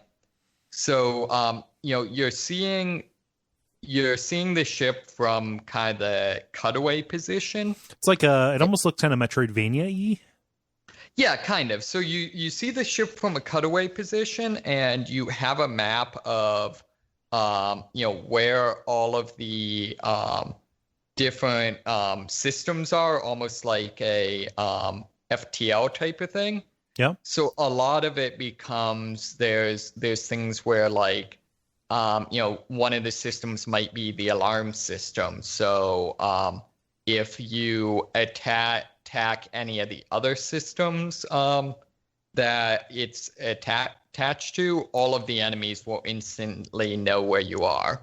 Okay. Or similarly, certain systems design or attached to certain automatic defenses, things like that. So there's a big strategic element, and it really does kind of a neat job of the enemies are very fast moving, relatively small, and a lot of your weapons are these super high rate of fire machine guns that almost becomes like a, anti-aircraft flak cannon type thing. So kind of has a unique feel. Part of this is the visual design, but it reminds me a lot of like the scenes in the original Matrix movie where they're like trying to gun down the squid things that are chasing after the ship. Oh yeah, yeah, in the sewers with the Nebuchadnezzar. Yeah. Right, exactly. So definitely has some really cool things. Has a lot of risk versus reward in terms of you can take on more difficult ships and attempt to steal technologies to get new upgrades. The problem is the controls just don't seem to work real well. I was playing it with the PlayStation controller, and it doesn't display the right button prompts, which is particularly problematic in that both controllers have an X button and they do completely different things. Yeah. And then it just didn't seem like the precision on the actual stick of the twin stick that's doing your aiming just didn't seem to be where it needed to be. I don't know if that's just the guns needed higher spread or maybe a little bit of auto aim or what it was, but just didn't seem to work. The other thing is, when you're going into these missions, all of the ammo and weapons you equip and stuff like that all have a cost associated with them. And, if you die, you, one, don't get paid, and two, there's like a rescue fee. And they basically make it into a roguelike game. And that just, it's just incredibly difficult. And also you are like constitutionally opposed to roguelike indies, right? Right. Although in this case, I would say I think based on based on its own terms, I think it's a problem. It's a thing where you start the game with about enough money for 2 failed runs. Okay. And so you can just completely fuck your save. Right, exactly. Yeah. And it's a thing where without being stupid in terms of sorry, let me back up. You start out with, I want to say, something like 500 credits. And without being stupid about what I upgrade myself with in terms of being like, what if I don't, bring any health packs, those sorts of things. Without doing that, I would say I used in the neighborhood of 200 and change and would get about 30 credits profit. So it's just the math is just really messed up. Yeah. So, and yeah, it just, I don't know. It's definitely like if you can make it work for you, like in terms of the merits of the actual gameplay, I would strongly recommend it. It's just the roguelike elements don't seem to have been balanced quite right. Yeah, the meta. I also didn't bring up you being sensitive to roguelike elements in games to like discount your opinion about it. Like, oh yeah, no, like bad balancing is bad balancing. I just want to make sure you didn't think I was like typecasting you on this show. No, totally. I mean, generally, I'm typecasting myself on this show. Yeah. No, that's totally fine. I'm trying to think. Other than that, I've been continuing on with Fallout 4. Trying to think if there's anything else, anything that's been particularly noteworthy about it. I'm currently adventuring with a guy that the only thing I can find to build faction with him is he apparently likes it when you steal things, and I'm kind of I'm kind of learning how just random and nonsensical the theft system is. Right. They basically set it up as like whether or not you can steal something isn't so much based on whether an item has an owner, so much as is if the area you're in has an owner. So like if you go to any of the cities, taking things out of the dumpsters is considered theft.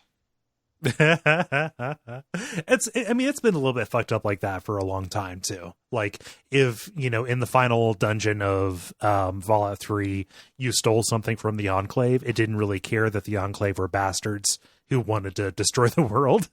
Like it still counted as theft because there was an owner attached to it. Like it's kind of a weird, bad system. Right, and they've at least they got rid of karma, so there's at least that as long as your current companion doesn't care, it doesn't matter. Nice. So and it's like I said, the difficulty is still a little bit unfortunate because I'm now at the point where it's very off or on. Either I can just mow through enemies on the hardest difficulty, or you get to like a boss and it's just an incredible bullet sponge. Yeah. But that's not really what the game's about. And it's never been good at that. Doesn't excuse it, but it's never been. Yeah. Right. Yeah. They do have, unfortunately, a really big problem with their hitboxes. On terrain.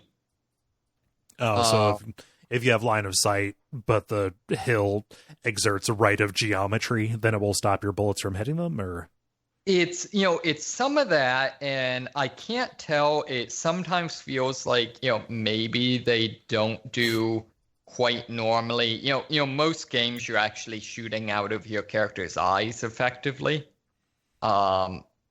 So that if you're standing behind a waist-high gun or wall, you're not constantly hitting it. Mm-hmm. And sometimes it feels like that's a little weird, but the biggest thing is if you're trying to do any sort of like, say you're kind of approaching a doorway sort of catty-cornered and, trying to shoot through it, or like, like a pipe, like the pipe railing thing on like an overpass, like trying to shoot between that, like anything like that, shooting through certain windows, it'll just randomly stop your bullet. Weird. So they just like literally didn't tune for the corners. Right. And it's especially frustrating because my character is basically, built around stealth. So when that happens, it's like, well, guess I have to reload. Blah. Yeah, because you gave up your position. You're no longer skulking. Exactly. Yeah. Always be skulking. Other than that, I do have to say the robot automaton expansion they made, I really enjoy, because it basically lets you have a companion that you can take any of the chunks from any of the robots in the games. Oh, yeah? And build them. Cool. So you can have like the assaultrons, which are kind of the like sort of Terminator-esque like female biped robots. You can have like that torso on the like three-tracked leg thing of the Sentry bot, Yeah. and say like the arms of a Mr. Handy like buzzsaw thing, if you want. I always thought Mr. Handy sounded somewhat pornographic. Yeah. Yeah. Yeah. No, Even as a kid? I don't know. for a loose definition of always. Yeah. No, I never fucked around with the automation expansion. Sorry. I didn't mean to like stop in the middle of that sentence. No problem. Yeah, it's really quite flexible. The only thing that's a little bit too bad is the robot doesn't really have any isn't programmed to have any particular personality, so it won't really comment on the places you're going and stuff like that. But also it won't judge your actions. Right, exactly. I do love the way that they have so the dog meat is the only companion that just like none of your actions affect your standing with them. Right. I do love the fact that the way they state it is that dog meat loves you unconditionally. Yeah, like dogs do. Like, Yeah. That's fantastic. I will direct all of your attention to the Slack where I've posted a meme. It is an edit of an Cyanide and Happiness Cyanide or cartoon. Happiness. Yes, yeah. Where a bunch of people are arguing about whether or not Fallout 76 is going to ruin the series or whether or not it has been ruined many times in the past. But all of them gather together around the fact that Country Roads Take Me Home is a wonderful song. So there we go. I do have to state though, because I am a curmudgeon, like some of the things they're saying about Fallout 76, I hope is just marketing stuff. Like I hope they can't possibly be that naive. they can't expect that this is going to work. Yeah, I didn't want to put forward an opinion about Fallout 76. There's no world in which I don't buy and play it, but sure. Yeah, that was just a very fun comic. That was appropriate. Completely, yeah. I agree. Anything else, David? Was it just Cryptark with the K at the end and Fallout 4? Yes, I believe so. Although probably Dennis and I are going to at least a little bit tag team some stuff. But hey, I'll that talk sounds like a about- segue to me. Yeah. So we hung out and we went to like a board gaming cafe in New York called Hex and Company. This is similar to the Rook in Cincinnati for any of our locals. Cool. And chose Star Realms as our game of choice while we were hanging out there. So Dennis, what is Star Realms? It is a 2-player versus card game. It's a deck building game where you start out with a very weak fleet of ships, and then you draft both ships and star bases from a shared pool of resources. So there's always 5 cards available to draft. And if you pick it, your opponent can't pick it, and vice versa. And you kind of go back and forth in turns, building your deck and then playing cards from that deck, trying to do damage enough to kill your opponent. Yeah, and I feel like the kind of the real unique thing of this is that you're both drafting and playing at the same time. So you're kind of playing the continuous evolution of your deck. Yeah, that kind of threw me off when you said it was a deck drafting game, because like, isn't that something that takes place before anybody shows up to a place with tables? Yeah. But it's got, if you play Dominion, you kind of have a feel for this, although Star Realms is much more straightforward. I thought, David, you can tell me what you think. I thought it was really easy to just sit down and pick up. Very. And there's kind of a lot of depth and different approaches you can take. starfighters tend to have more powerful effects, but they only stay for that one round. Star bases are not maybe as immediately powerful, but they are persistent. So once you play them, they stay on your board until your opponent kills them. And they all have different effects that play on the several different factions within the deck, or several different conditions that might happen, that allow you to either get more currency to draft more cards, or deal damage to kill either bases or your opponent. Right. And I think we should also say one of the kind of unique mechanics of it is, as either at the end of turn with your starfighters, or as they're destroyed with your bases, the cards basically go back into your deck. So you're continually cycling through your deck. However, there's also an interesting mechanic in that a lot of the cards you can basically permanently destroy in order to get some sort of effect. So often that'll either be like a large amount of money, or the ability to draw new cards, or instantly buy a card, things like that, which is really interesting. Yeah. So how exactly does the drafting work? Do you guys have like a common deck that you're pulling from, and it's like draw 10, pick 2 or something like that? Or yeah, there's a deck of 80 cards, and 5 are on display at any one time. And as people buy cards from the 5 on display, you immediately replace it with new cards.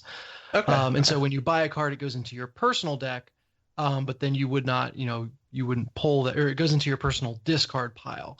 And the next time you shuffle your personal deck, those cards will get mixed in. Gotcha. Certain conditions would allow you to buy a card and put it on your draw pile instead of your discard pile, kind of immediately getting into play. There's also, like I said, there's factions, and if you play 2 cards of the same faction together, there's like bonus effects.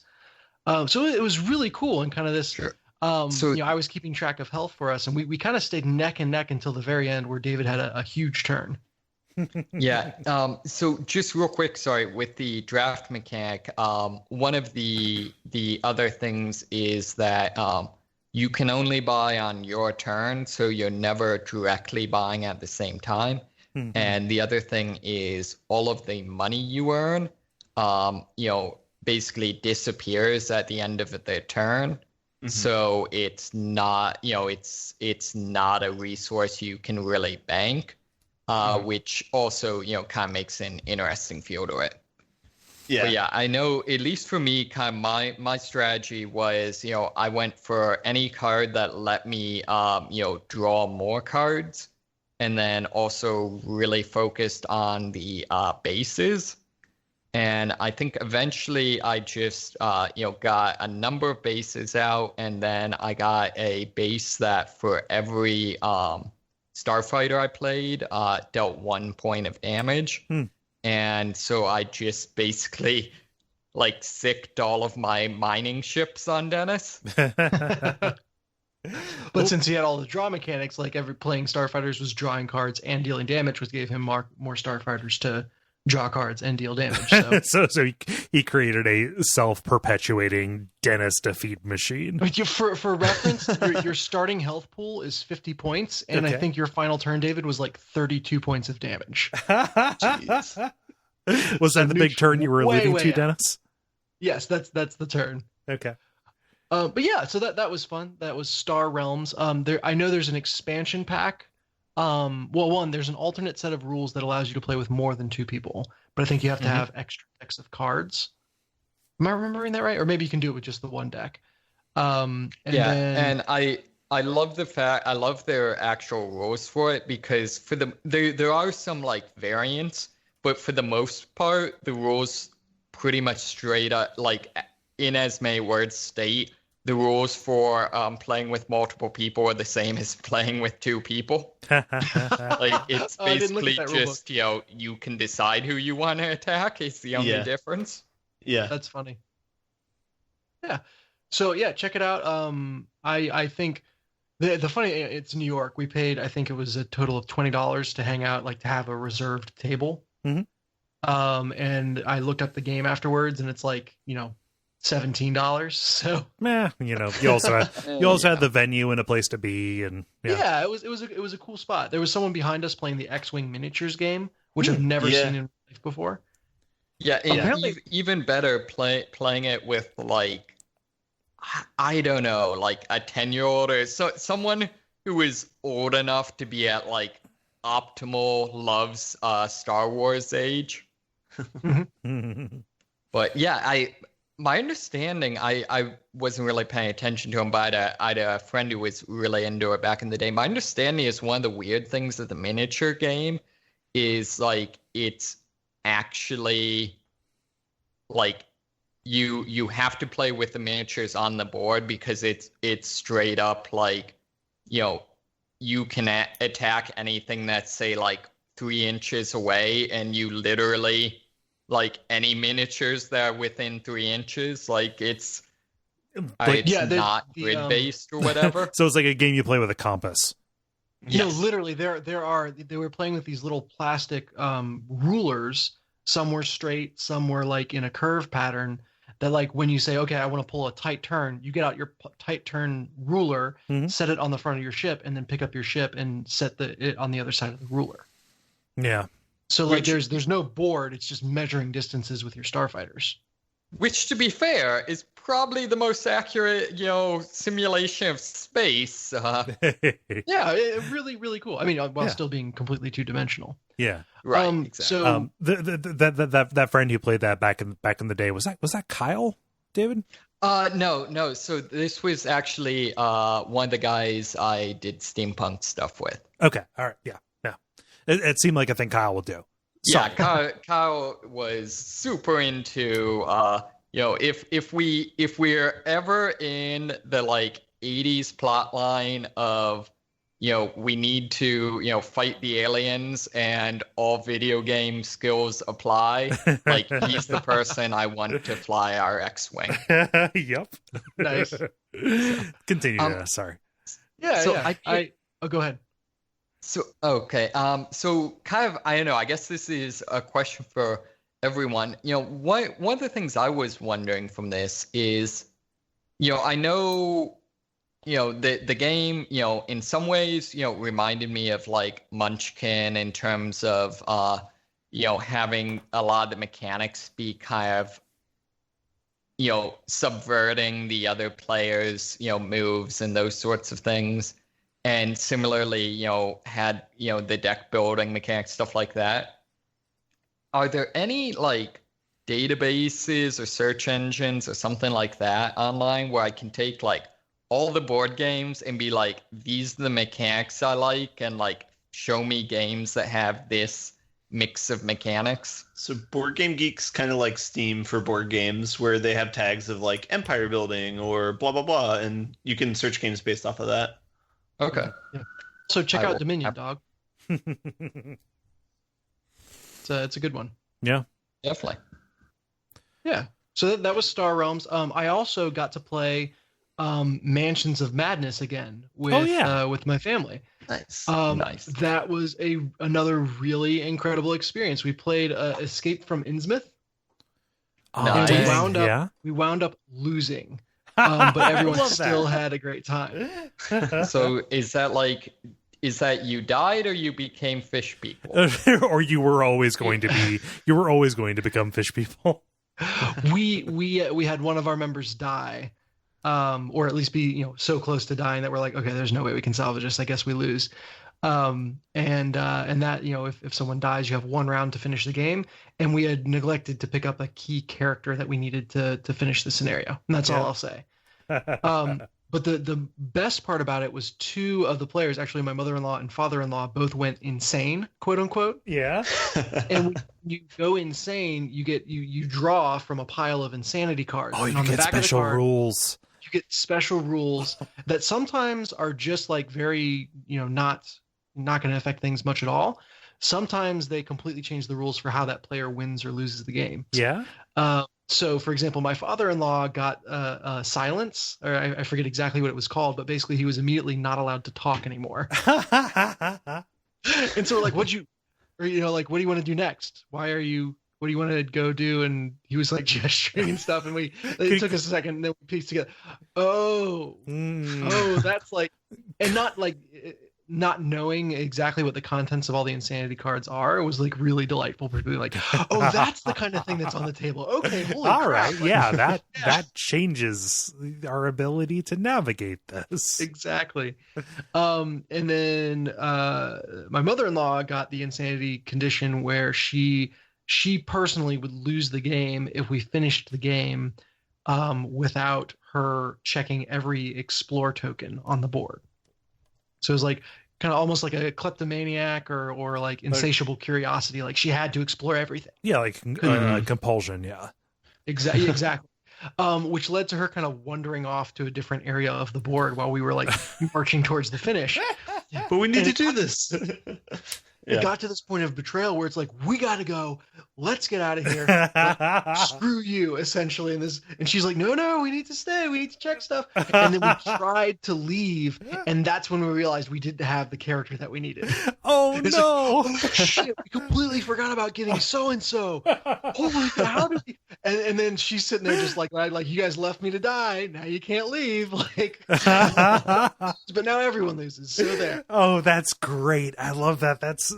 It's amazing that your family, your in-laws, were already so down with it that they wanted more, but like they went whole hog into like, well, this is just how we're playing it now. Like that it was fantastic. That is immeasurably cool.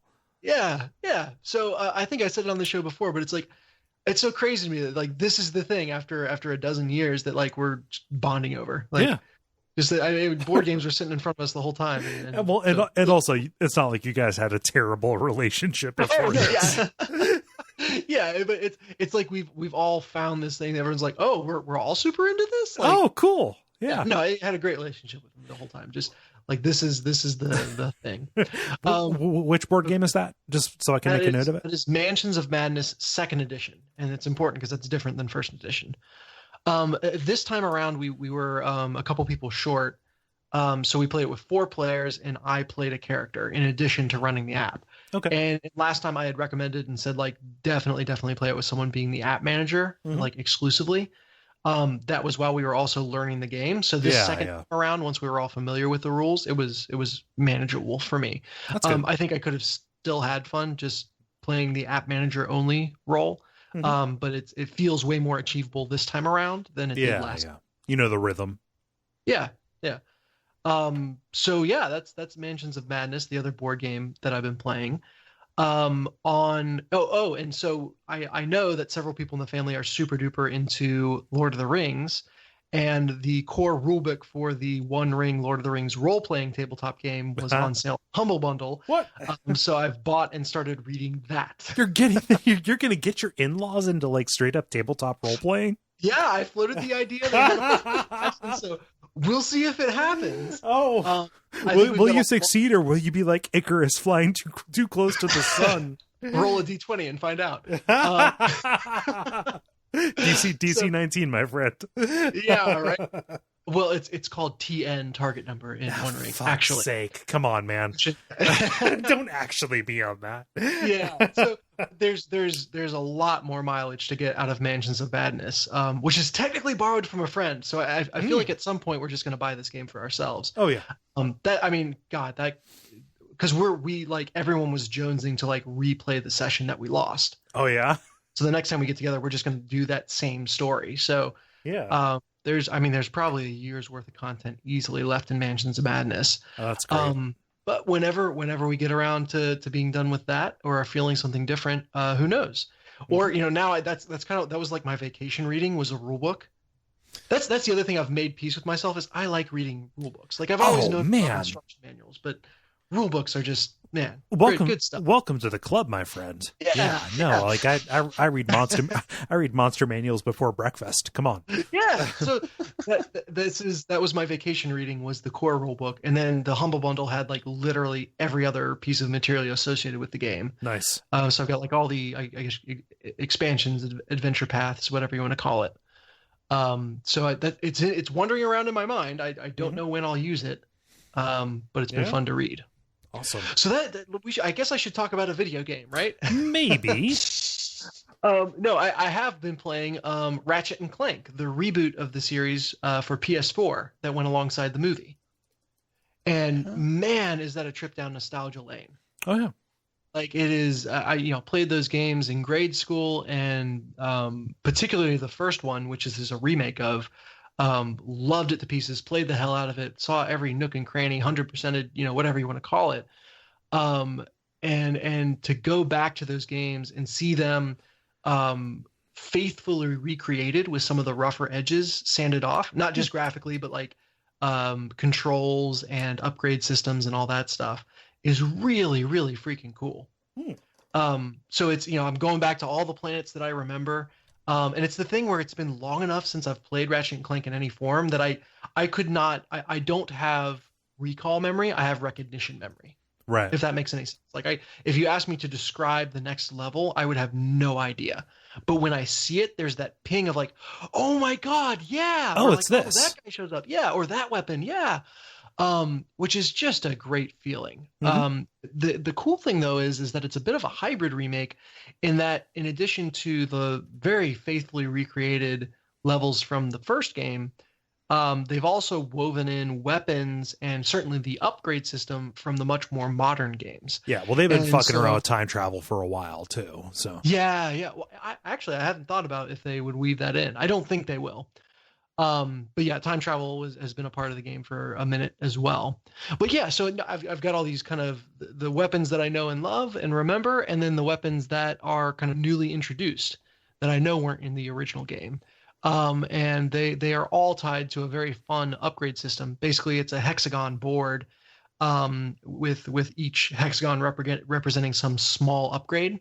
But then there are surprise nodes where it's just question marks. There's either one or like a grouping of 2 or 3. And if you completely surround that with the other upgrades, it will give you a big upgrade, which might be like, hey, you're allowed to shoot 2 of these persistent effect items at once now, or something like that. And that's fun because it just gives you a very natural place to like go next towards your upgrades. You're always working towards something more than just the next 5%. You're working towards a much bigger, more verb affecting upgrade, if you will, as well. Nice. So that is good. That I can tell the game got a new starting level, so that's been completely replaced. And then I just finished playing a planet that I completely don't remember, and has some areas that feel like they'd be really advanced for the beginning or for the first entry in the series. So I think it is a completely new planet. But it's one that gives you the grind boots and the jetpack, which are 2 very prominent items in the first game. Yeah. So I don't know yet if they replaced an original level with something new, or if this is like a twist on a level that I don't remember. But they are adding a lot of new content to the remake. So it's not just a recreation; it is a true kind of reboot of the game. Yeah. Are you playing this with your kids? I am not. I'm still playing No Man's Sky with the kids. Okay. Which, oh my God, I felt like a horrible human being. So in No Man's Sky, you get quests now, and that gives you extra units. And I had a quest to kill a certain number of creatures.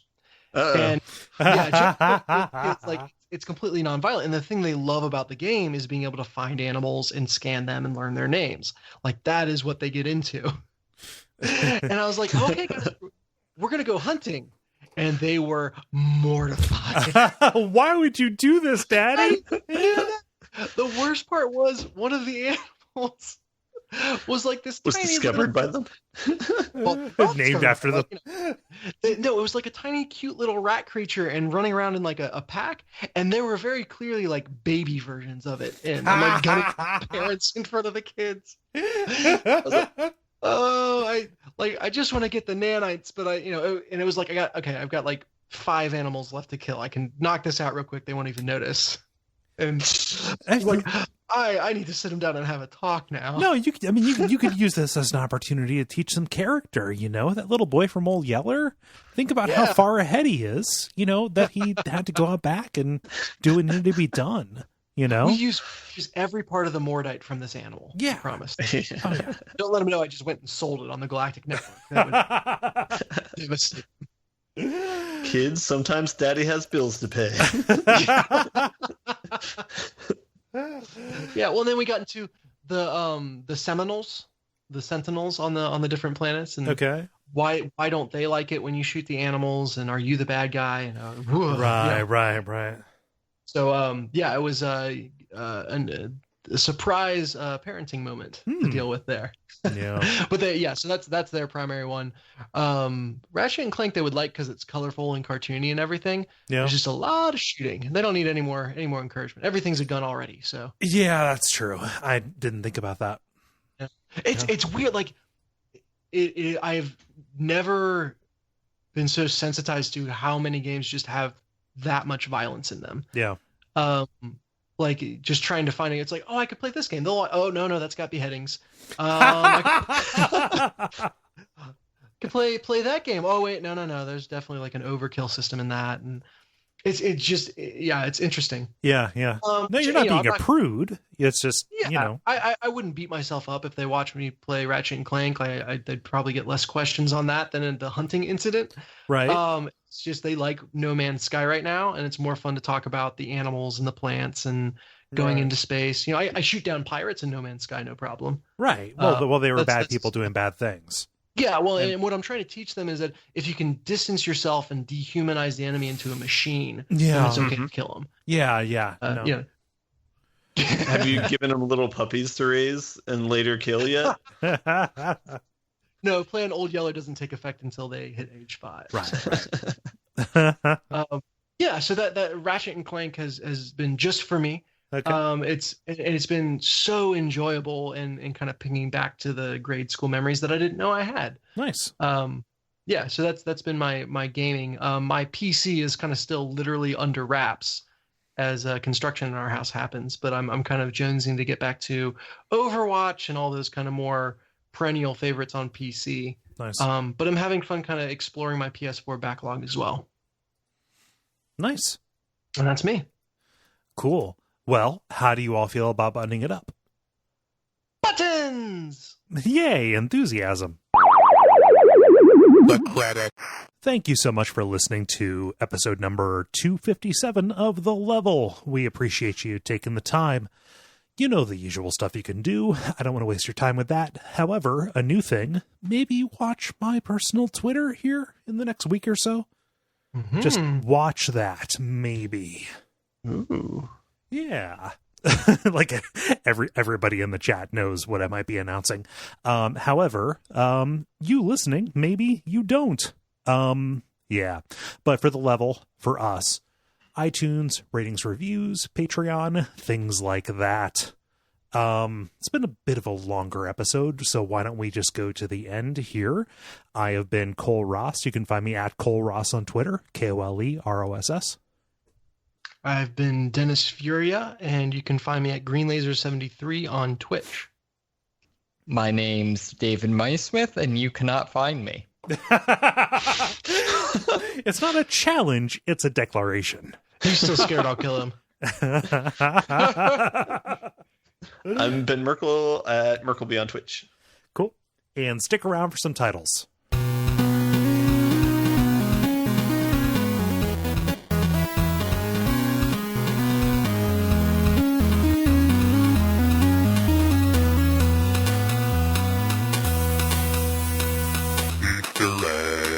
So I've got a number of titles, although first a quick disclaimer. Feeling a little guilty, near the beginning, blamed the economic crash on Republicans. I feel like there's enough greed and inhumanity to, cross party boundaries. But anyways. No, that's fine. Don't worry. Democrats suck too. It's fine. Fair enough. So I had probably my favorite, actually, although I feel like we might need to figure out a way to trim it or something, is Shotgun Wedding and J. Jonas Jameson's holding the gun. And then I had the Murder Hobo phase, Loki multiplayer, My Treasure, My Secret Shame, Always Be Debriding, timing on your parabola, and always going to become fish people. Always going to become a fish people. That's a lot. Wow. Okay. Yeah, this was a title-y show because I've got a bunch as well. Okay. Yeah. Yeah. I have Time to Underwear. Okay. Rip the Bummer. Okay. What was that? Band-Aid. Rip the Bummer. Okay. So like rip the Band-Aid when Okay. we were talking about the sad story up front. Right. Hunting Accident Simulator.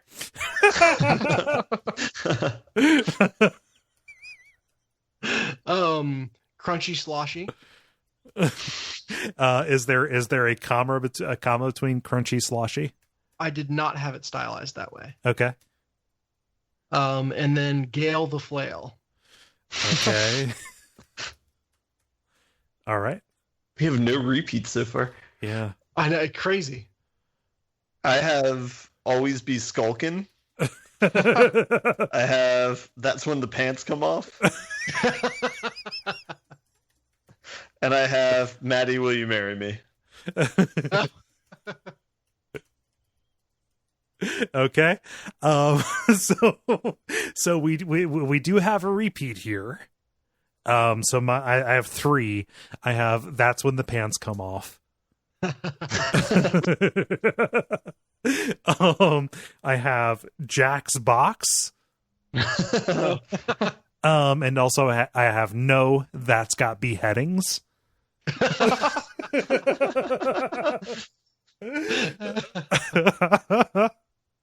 So if we go by repeats, we would have That's When the Pants Come Off. This is What's that, Ben? I said this is difficult. Yeah. So I would say in terms of prominence within the episode, it's definitely Marry Me, Maddy, or if we didn't want to direct quote it, that would be where I'd pull in the Shotgun Wedding. Although all of these were amazing. I do like the Shotgun Wedding, but that's hard to stylize. J. Jonah Jameson Shotgun Wedding. Yeah, or I didn't know if one thing is J.J. Jameson would probably be appropriate, but yeah, whatever. Yeah. I think if we're gonna lean into we're using it for this episode and then never again, we actually make it the title. The Maddy, Will You Marry Me? Okay. Just lean into the meme. Yeah, I mean we talked about leaning into it so much. Yes. Are there any vocal any vocal oppositions to Maddy, Will You Marry Me?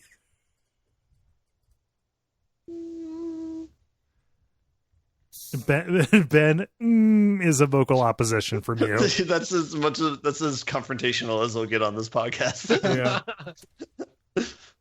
What are you rooting for, Ben? That's When the Pants Come Off?